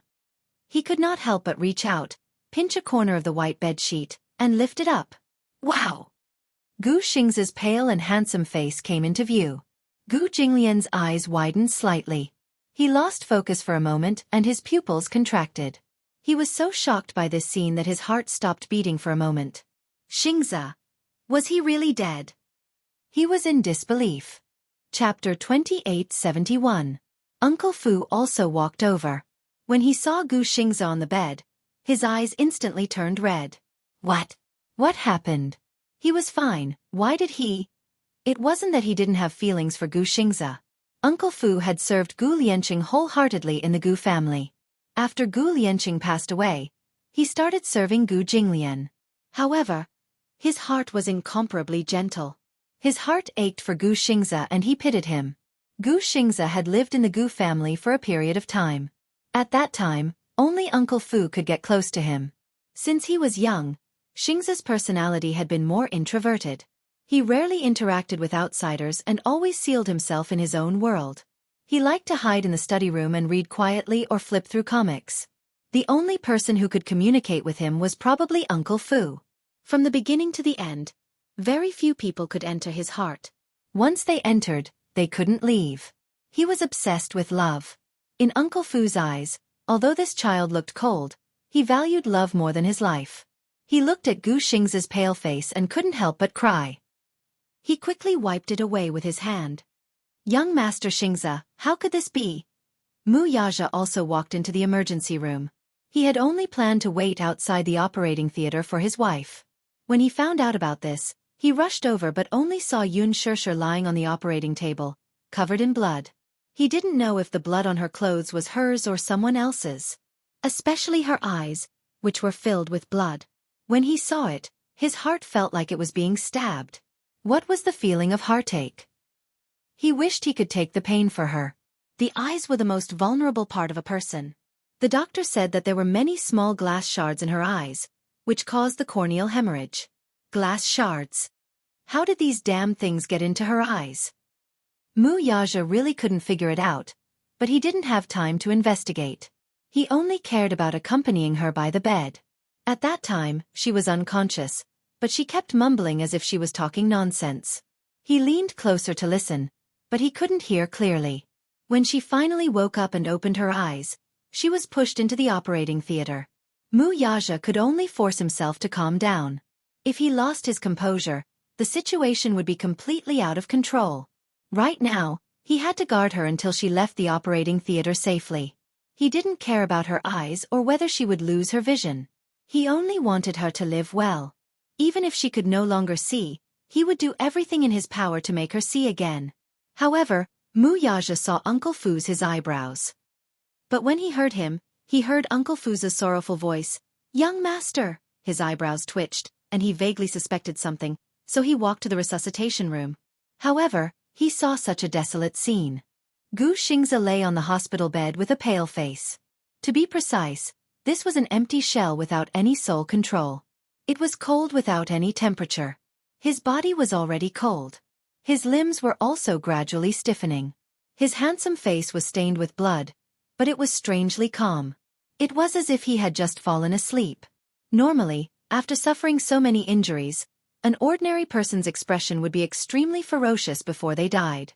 However, he was exceptionally gentle and quiet, as if he had left without any pain. Chapter 2872. He had never thought that the two of them would meet under such circumstances. Gu Jinglian sized him up and asked expressionlessly, "Why are you here? What happened to him?" Wuxia asked instead of answering. Gu Jinglian lowered his gaze and glanced at Gu Xingzia. His expression was covered with a layer of ice. He's dead. He left peacefully. He had originally thought that he would not be affected by any accident that Gu Xingzia had caused. However, he did not expect that when this family member left, Gu Jinglian's heart would still ache a little. Gu Xingzia was dead. His heart was heavy. Gu Jinglian suddenly narrowed his eyes. Who did it? Old master. Who did it? Gu Jinglian gripped the armrest tightly, his gaze vicious. Who did it? Uncle Fu immediately said, "I just understood the situation. It said that the culprit has already been detained. It's a woman." The other accomplice was already dead when he went to the crime scene because of a fatal wound. A woman? Gu Jinglian frowned. A woman? A woman. Wuxia also expressed his doubts. Uncle Fu immediately said, "It said that before young Master Xianxia went abroad, he wanted to see Miss Xianxia one last time. He was probably attacked on the way to the appointment." Did he offend any enemies? Gu Jinglian's expression turned even colder. I remember that he didn't offend anyone. How could he be attacked for no reason? All these need to be carefully investigated by the police before they can come to a conclusion. I've already sent people to put pressure on the relevant departments. I believe that they will be able to come to a conclusion soon. Wuxia frowned and suddenly asked, "Did you find out the woman's name?" When Uncle Fu heard this, he and Gu Jinglian turned to look at him. After struggling for a while, he said slowly, I only know that it was a young woman with a slightly damaged face. Her surname is Yun and her name is Na. That's all I know. Mu Yaja was stunned, and the muscles on his face tightened. Yun Na. It was actually this woman. He narrowed his eyes and guessed what was going on. Bang! A loud sound was heard. The door of the resuscitation room opened wide. Hua Jin was startled by the sudden movement. He stood up immediately, only to see Mu Yaja walk out with a stern expression. He strode in front of him and instructed, "Stay here and guard her well." What happened to you? You look like you're in a hurry. Where are you going? Hua Jin was a little confused. Mu Yaja said, "I have something very important to deal with." What? Before he could finish his question, Mu Yaja didn't have time to say much to him. He only instructed him to guard the resuscitation room and take care of Xianxia first. Then, he turned and left in a hurry. A number of police cars were parked at the entrance of the hospital. After escorting the injured and taking their statements, the police officers were about to return home. Mu Yaja followed them closely in his car until the police car entered the police station. He parked his car and rushed into the office hall. At a glance, he saw Yun Na, whose hands were handcuffed. Chapter 2873. Mu Yaja did not recognize her at first glance, but he inadvertently discovered the hideous and terrifying scars on her face. He vaguely remembered hearing Yu and Xianxia mention that Yun Na's face was cruelly disfigured by Lu Jingtian because she had offended her. She used an eyebrow shaver. Her face was cut until it was dripping with blood. Mu Yaja furrowed his brows and walked closer to her. Yun Na was trembling all over. She lowered her head and mumbled incoherently as if she was possessed. He did not know what she was mumbling about. Mu Yaja's handsome brows sank slightly. He did not know what exactly had happened. By the time he arrived at the hospital, Xianxia and Gu Xingzi had already lost their lives on the way to the hospital. One was blinded, while the other had lost his life on the way to the hospital. What exactly had happened? He did not know. However, he could vaguely guess that it had something to do with Yun Na. Mu Yaja's face was dark and furious. He did not know that Yun Na was still alive, nor did he know that Yun Yecheng's accident had something to do with her. He also did not know that Lu Jingtian's burns were caused by Yun Na. She had returned from hell like a malicious spirit, seeking revenge. After the 3 police officers in charge of this case registered the case, they walked over with the records. When they saw Mu Yaja standing at the side, they were stunned for a moment. Clearly, they did not know who he was. "What are you doing?" The officer in charge was the first to ask. Mu Yaja glanced at him and then said coldly, "I'm the victim's family member." The victim's family member. The officer glanced at him and then at Yun Na. He suddenly reacted. "You're Xianxia's family member?" "Yes." "Who are you to her? What's your identity?" "Husband. Zhang." The police officer was stunned. Naturally, they were no stranger to Xianxia. The movie that she starred in broke box office records, and the TV series that she starred in had a rising viewership rating. The public now knew that her husband was the former chief of the Mu Group and the founder of the Jianghu financial group, Mu Yaja. After the catfight between her and Ji Yan had caused a huge uproar in the city. Therefore, when they heard that he was Xianxia's husband, they immediately knew the man's prominent identity, and their attitude immediately became respectful. "So, it's President Mu." The 3 police officers looked at each other and smiled awkwardly. Mu Yaja glanced at Yun Na once more, and he noticed her eyes were staring fixedly at a certain spot as if she was in a world that she'd sealed off. Her body was swaying back and forth, and her expression was dull while she ceaselessly muttered something. "What is she talking about?" Hearing his question, one of the police officers immediately smiled and said, "Please wait a moment, I'll go over and listen." Another police captain immediately stopped him. "Don't go, be careful not to get caught by her." He didn't know if this woman was really crazy or just pretending to be crazy. On the way back to the police station, she was so paranoid, as if she was possessed. Could it be that she's mentally ill? If she's mentally ill, we'll have to test her.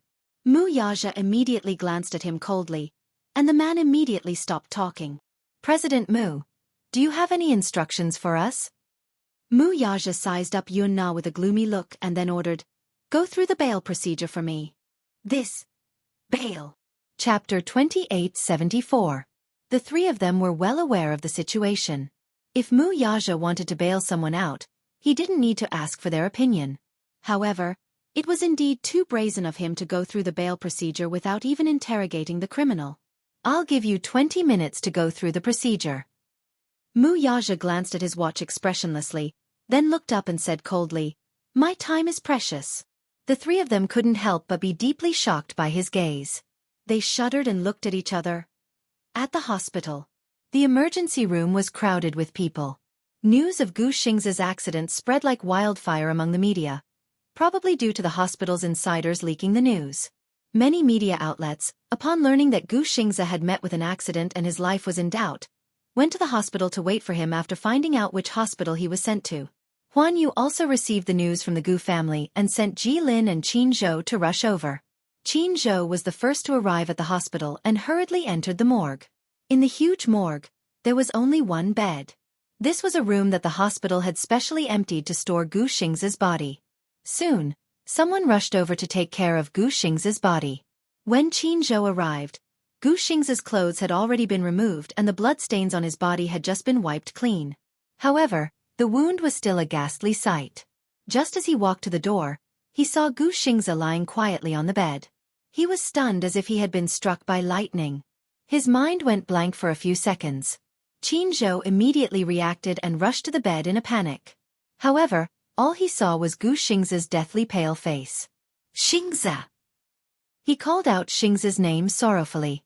However, the most frustrating thing was that the man on the bed didn't respond to him anymore. "Xingza!" Qin Zhou's heart sank to the bottom. On the way here, he was burning with anxiety. He only hoped that the news was false. Perhaps in the process of passing on the message had been misinterpreted. How could a person who was alive just a second ago suddenly die for no reason? Qin Zhou was clearly in disbelief. But when she rushed to the hospital and saw Gu Xingza, she was shocked to find that all this was not fake. "Xingza really? He left." Qin Zhou rarely shed tears. His personality had always been more cheerful. Even if something pessimistic happened to him, he wouldn't feel sad. However, after encountering this matter, he suddenly became weak. His eyes immediately turned red, and tears suddenly fell onto the pure white blanket. He wept bitterly. "Xingza, didn't you say you were flying to America? What is this?" He suddenly stretched out his hand and touched the ghastly wounds. Tears streamed down his face. "Where did these wounds come from? Earlier, you said that you would contact me as soon as you arrived in the U.S. I thought you were already sitting in the first-class cabin to the U.S. He immediately hugged Gu Xingza's shoulders. His heart was filled with pain, but he did not know how to vent it. "Quickly get up and tell me that this is a joke. You're joking with me. Okay, you win. I was fooled by you. Xingza, don't close your eyes anymore. Open them and look at me." Chapter 2875. Gu Xingza had been in the entertainment industry for many years. Qin Zhou and he were very close. Their relationship was so close that most people would find it unreasonable. Many media outlets even speculated that the two of them were gay.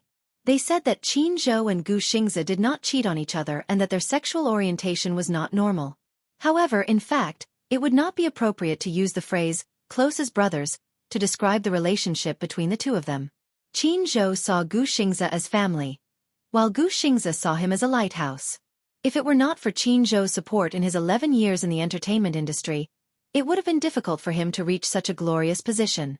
However, he was more grateful to Qin Zhou because this man understood him and understood him. He was also the only person who could walk into his heart. Qin Zhou obviously could not accept this reality. He held Gu Xingza's face and pressed his forehead against it. However, he could only feel the coldness from deep within his skin. There was no warmth. He was no longer around, leaving behind such an empty shell. No matter how he called out to him, he would never wake up again. Qin Zhou gripped the bedsheets tightly in pain. He obviously could not accept such bad news. Gu Jinglian stood at the side and watched this scene. His face also softened a little. The separation of life and death was enough to deeply affect anyone with a heart of stone. Ji Lin also arrived quickly. Many of Huan Yu's executives followed closely behind. Ji Lin walked to the door and instructed them to wait at the door before he walked in. When he walked to the bedside and saw the scene, His entire face twitched. What's going on?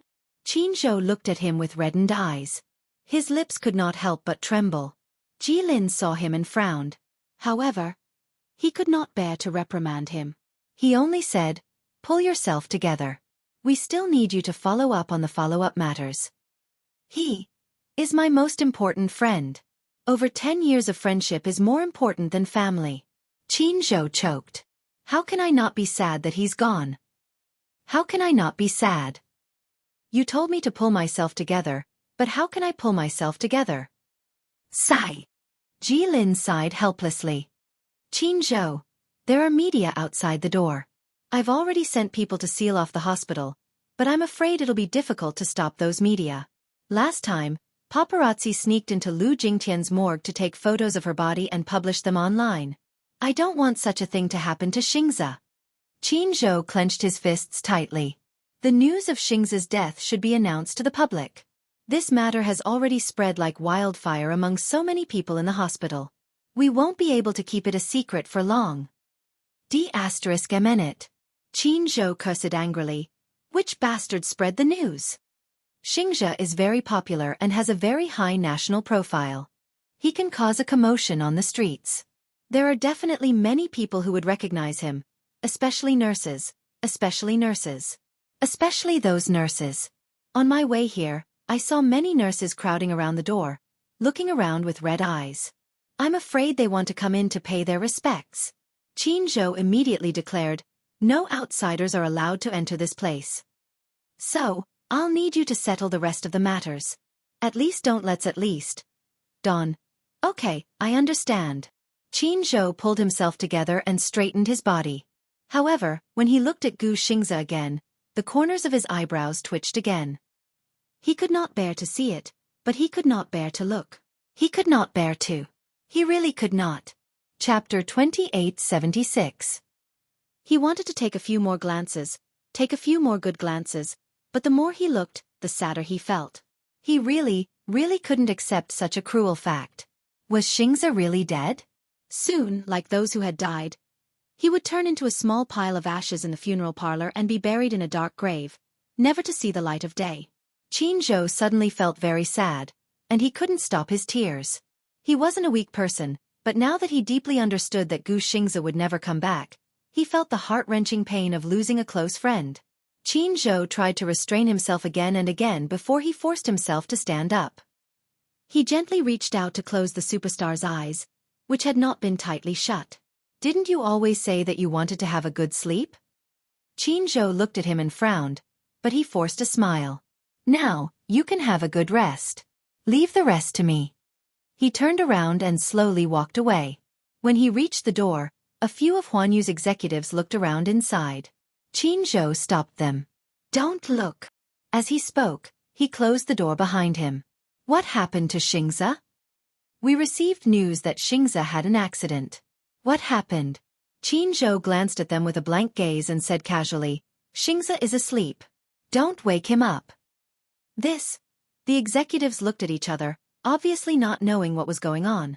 However, most of them were smart. When they heard Xianxia's words, they roughly confirmed their guesses. Gu Xingzi was gone. He was in a deep sleep forever. He had been in the entertainment industry for 10 years and had always been the most dazzling star. Now, he was really like a shooting star, falling into the galaxy. Xingzi is asleep. Don't wake him up. He used to complain to Xianxia that he couldn't sleep well at night. Xianxia knew that his mental state was very poor and was very worried.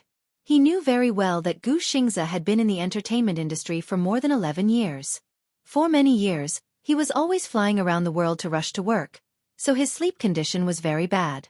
Furthermore, it was accompanied by severe neurasthenia and depression. All along, it had been accompanied by medication. He had announced his retirement from the entertainment industry because of Xianxia. More importantly, his personal doctor had repeatedly advised him to go to America for treatment of his depression. Gu Xingzi also gave up. However, the announcement of his withdrawal from the entertainment industry was too sudden and caught Xianxia off guard. Why did he fall in love with Xianxia?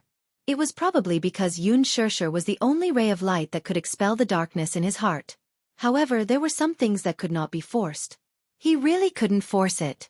However, he had thought of countless possibilities regarding his future. Perhaps he would be cured of his depression in the United States. Perhaps in a foreign country, he had met a suitable girl and was in love with her. Perhaps in 2 years, he would marry the woman he loved, have children, and live a peaceful life. However, no matter how much he thought about his future, he would never have thought that he would be met with such grievous news. How could he accept this? Xianxia only thought that he was asleep. Perhaps to him, this was a form of relief in disguise. The dead could not be brought back to life. He only hoped that he could rest quietly. Chapter 2877. Even though it was late at night, many media outlets rushed over after hearing the news. They waited outside the hospital door stubbornly, waiting for the breaking news at the first opportunity. There were even worse media outlets who didn't care if they found out the truth of the matter. To protest Huan Yu's decision to lock down the hospital, they burned incense at the entrance of the hospital. There were also media outlets who secretly posted the news online. Soon, there were self-media outlets on Weibo that published such news. Xianxia jumped to his death due to depression? This headline was too sensational. It quickly attracted the attention of many fans. But how could the fans believe the media's one-sided story? There were no photos, no concrete evidence, and no official announcement. Naturally, the fans wouldn't buy it. They would treat it as a publicity stunt. Hence, a large number of fans quickly gathered under the Weibo account to hurl insults and accusations, accusing the unscrupulous media of making groundless accusations and inciting malicious rumors. Rumors. This was a rumor. Soon, this Weibo post was trampled on by Xianxia's army of fans. Within a short span of 10 minutes, it attracted hundreds of thousands of fans and tens of thousands of comments. It caused such a sensation that the Weibo server was paralyzed. The technical department dealt with it urgently, and the blogger was so frightened that he immediately shut down the comments function. Many fans had a frighteningly accurate sixth sense. They probably felt that this Weibo post was too sensational and there was no official announcement. So they panicked and felt that something must have happened to Xianxia. Hence, they went to Xianxia's Weibo and begged him to clarify the rumors. Xianxia's last Weibo post was still an announcement about Xianxia's withdrawal from the entertainment industry. The fans were eagerly anticipating. But what the fans didn't know was that this Weibo account would never be updated again. No matter how much the fans cried in the comments section, Weibo remained silent. Hua Jin had been standing guard at the entrance of the operating theater. As he was worried about Xianxia, he was completely distracted. Yu and Xianxia were also extremely anxious.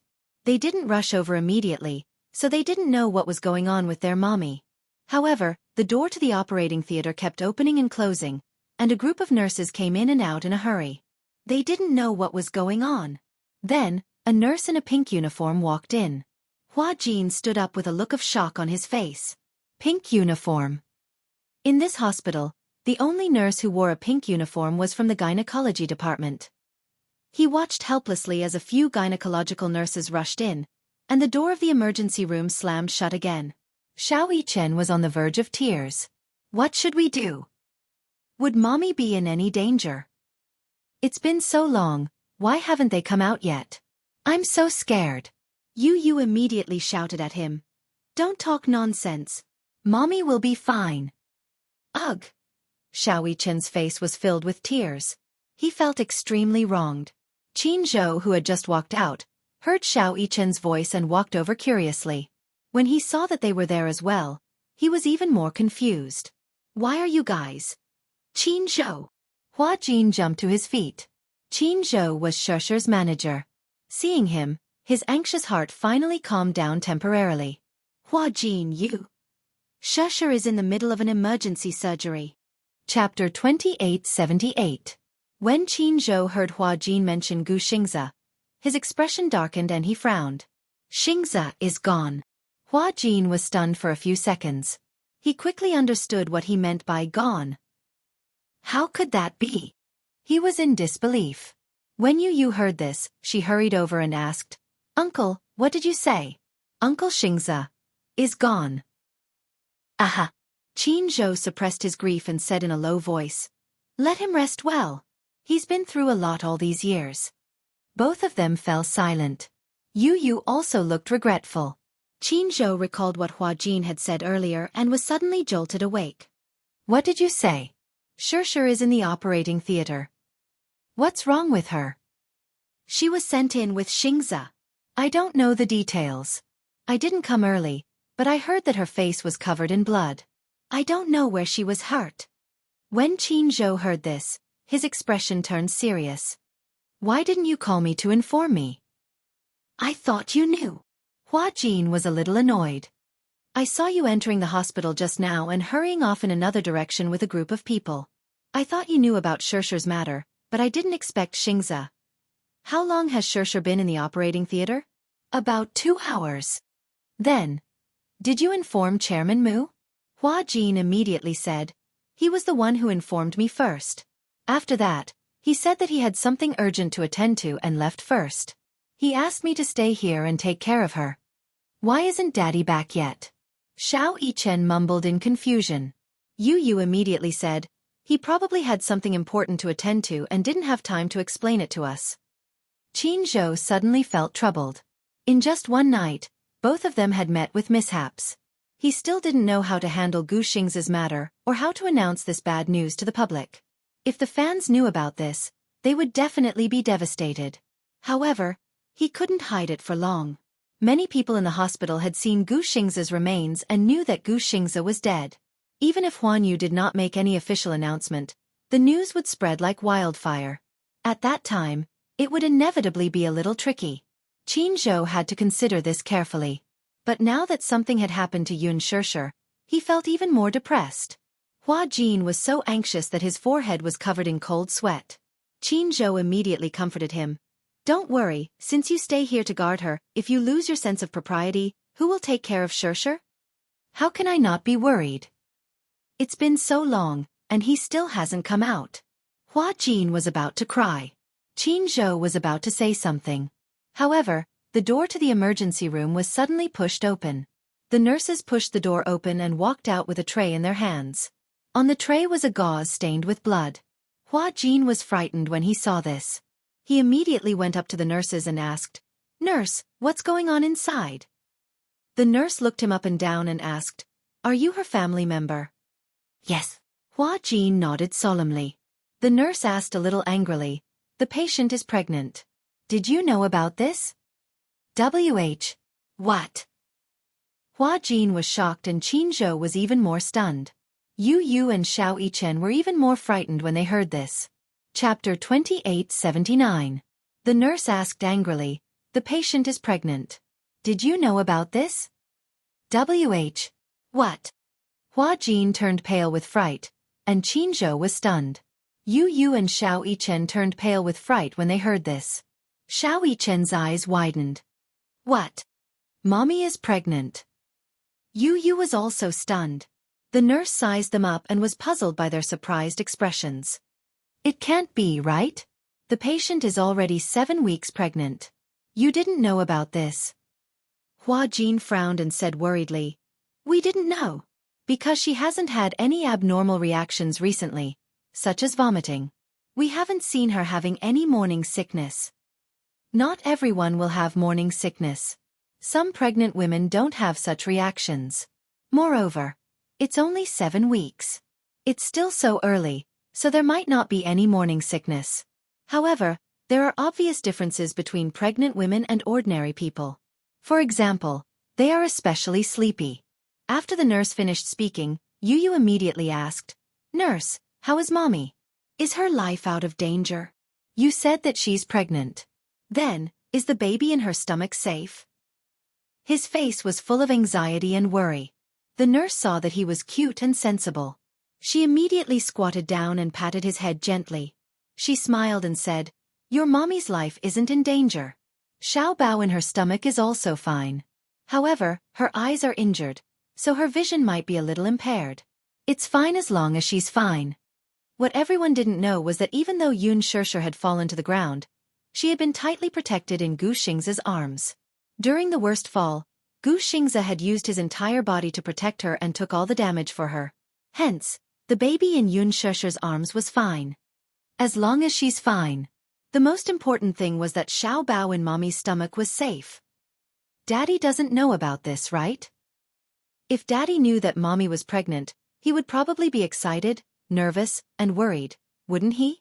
She must be worried sick. He had originally planned to immediately tell his father about this matter. However, after careful consideration, if his father were to find out, he didn't know what to do. However, as long as mommy is not in danger, that's good. Yu Yu's heart had just calmed down when she suddenly realized something. She frowned again and asked in confusion, "Nurse, what do you mean by mommy's eyes are injured and her vision is impaired?" Hua Jin also said nervously, "Yes, nurse. I also want to ask, what do you mean by eye injury, and to what extent is vision impairment?" During the operation just now, a lot of glass fragments were removed from the patient's eyes. These glass fragments enter the eye and pierce the cornea, causing a great deal of damage. The human cornea is very fragile, but it has the ability to repair itself. However, if the injury is serious, it may cause permanent loss of vision. Permanent loss of vision. Hua Jin raised his eyebrows and questioned, "Can you take it as blindness?" "You can put it that way. If you want to recover your vision, you can only consider a cornea transplant." The nurse hurried away. Hua Jin and Yu Yu looked at each other, their morale low. Xiao Chen, who was beside them, only understood half of what was going on.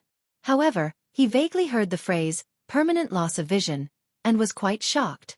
Chapter 2880. Yu Yu was dumbfounded. Blindness. How could that be? The three of them lowered their heads, each with mixed feelings. He was happy that her life was no longer in danger. At least she was fine. More importantly, the flesh and blood in her stomach were finally safe. They were worried that Xianxia's cornea was seriously damaged. The glass was very hard, and the cornea was not damaged at all. Her eyes were so fragile that they couldn't even tolerate sand, let alone glass shards. Hua Jin's heart ached. Yu Yu, on the other hand, gritted his teeth in hatred. Mommy wouldn't have done something like this for no reason. Someone must be behind this. Someone must have done something to her. Who did this to mommy? After Yu Yu thought about it, a person's face suddenly appeared in his mind. Yan Bingqing. Yu Yu clenched his fists as he locked onto Yan Bingqing's face. No matter how smart he was, he would never have guessed that the culprit behind this incident was Yun Na.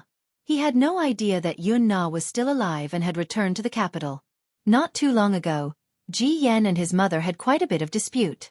Later, when he investigated Ji Yan's background, it confirmed his conjecture that Ji Yan was Yan Bingqing. He was furious at the thought of this. Little Munchkin was certain that Yan Bingqing was the one who had harmed his mommy. Therefore, he hated her to the core. He immediately walked to the side, took out his phone, and dialed Li Hanlin's number. In the middle of the night, Li Hanlin was awakened by the phone call. When he learned of the matter, he immediately agreed to send someone to detain Yan Bingqing, who was also Ji Yan. When he returned to the operating room after the call, Qin Zhou was already busy dealing with Gu Xingza. The door of the operating room happened to open. Yu Yu immediately rushed forward and saw a group of nurses and doctors pushing an operating table out in a hurry. Hua Jin immediately rushed over. Yu Yu and Xiao Chen also ran over to the operating bed. They held onto the edge of the bed worriedly and looked at the patient lying quietly on the bed. Xianxia lay on the surgical wound. Her body was straight, and her face was as pale as a sheet of paper. Her eyes were covered by white gauze, but the blood that seeped through the gauze could not be covered. Hua Jin was even more worried when he saw it. Yu Yu and Xiao Chen were especially heartbroken. The local anesthesia was used for the surgery, and the effect of the anesthesia wore off very quickly. As soon as she stepped out of the operating theater, Xianxia suddenly reacted. She grabbed the bed sheets tightly and tried to open her eyes. However, the sticky marks at the corners of his eyes seemed to have glued his eyelids together. It hurt when he opened his eyes. She clenched her teeth in pain and reached out instinctively as if she wanted to grab onto something. Yu Yu wanted to reach out, but Hua Jin was one step ahead of him and held her hand tightly. Sure. It's okay. I'm here, it's okay. Xingza, Xianxia instinctively said a name that shocked him. Hua Jin was stunned. However, he heard Xianxia ask anxiously with a sobbing tone, Xingza? How is Xingza? Her voice sounded very weak and weak. Even so, she still stubbornly wanted to know if Gu Xingza was safe and sound. Hua Jin bit his lip. He did not know what had happened at that time, but now was not the time to find out. They had just come out of the operating theater, so the first thing they should do was to have a good rest. Sure. Don't think too much for now. You'll be in the ward soon. Have a good sleep and don't think about anything. We'll talk about it when you wake up. Chapter 2881. Xianxia persisted. Where's Xianxia? I want to see him, I want to see him. See him? Even the doctor couldn't bear to listen to this. Miss Yun, your eyes can't see normally now. If you want to see anyone, you have to wait until your eyes recover. My eyes aren't important. What's important is... Seeing that she couldn't communicate with them normally, Xianxia tried to get up. Hua Jin immediately held her down. Sure. Listen to me. Don't mess around. In your current condition, you can't get out of bed at all. Why didn't you tell me about Xianxia's condition? Xianxia turned her head to him. Her lips were trembling and extremely pale, as if they had been brushed with a layer of powder. Is he? She suddenly reached out and grabbed Hua Jin's wrist tightly. A tear quickly flowed down along with a light amount of blood. Is he okay? Please tell me. Hua Jin couldn't bear to tell her the truth. At the side, Yu mustered his courage and said, Mommy, don't ask any more. I just heard that Uncle Xianxia has fallen into a deep sleep forever. The child had a delicate mind and wasn't good at using such a cruel word like dead. To him, deep sleep was probably an acceptable way of saying it. When Xianxia heard this, her expression froze. Her body froze as if she had turned into a fossil and she didn't move at all. All of a sudden she laughed. Apparently, she didn't think so. Impossible. He can't be dead. You're lying to me. Seeing her like this, Yu's heart ached so much that he almost suffocated. He would rather suffer such pain than see his mommy trapped in such a cruel hell. It's impossible for him. It's impossible for him to die so easily. Xianxia's lips suddenly parted into a smile, but the expression on her face was very hollow, as if it would completely collapse in the next second. Everyone noticed her abnormality, probably because it was hard to accept such a sudden change. Hua Jin's heart ached as he covered the back of her hand and comforted her. Sure, don't be sad. The most important thing right now is to think about how to take care of yourself. How can I not be sad? Without any warning, she started to cry hysterically. It's all my fault. It's all my fault. No. I want to see him. Even if it was the last time. Xianxia got up abruptly. The operating table was still moving. She jumped off the bed without thinking and fell to the ground. The retention needle in his hand fell off, and blood splattered all over the floor. She didn't care about the pain from the fall and hurriedly got up from the ground. She stood up with difficulty and her hands fumbled around randomly. When Hua Jin saw this, he immediately rushed forward and hugged her shoulders. Sure, calm down. Can you calm down a little bit? Don't be like this, don't punish yourself like this. Yu and Xiao Yichen also rushed over and each held one of her arms. Mommy. Don't scare Yu. Don't force yourself, okay? If Uncle Xianxia was still alive, he wouldn't want to see you like this. I'm guessing that Uncle Xianxia must be trying to protect Mommy. Uncle Xianxia must be relieved that Mommy is safe and sound. So, Mommy, don't let Uncle Xianxia down.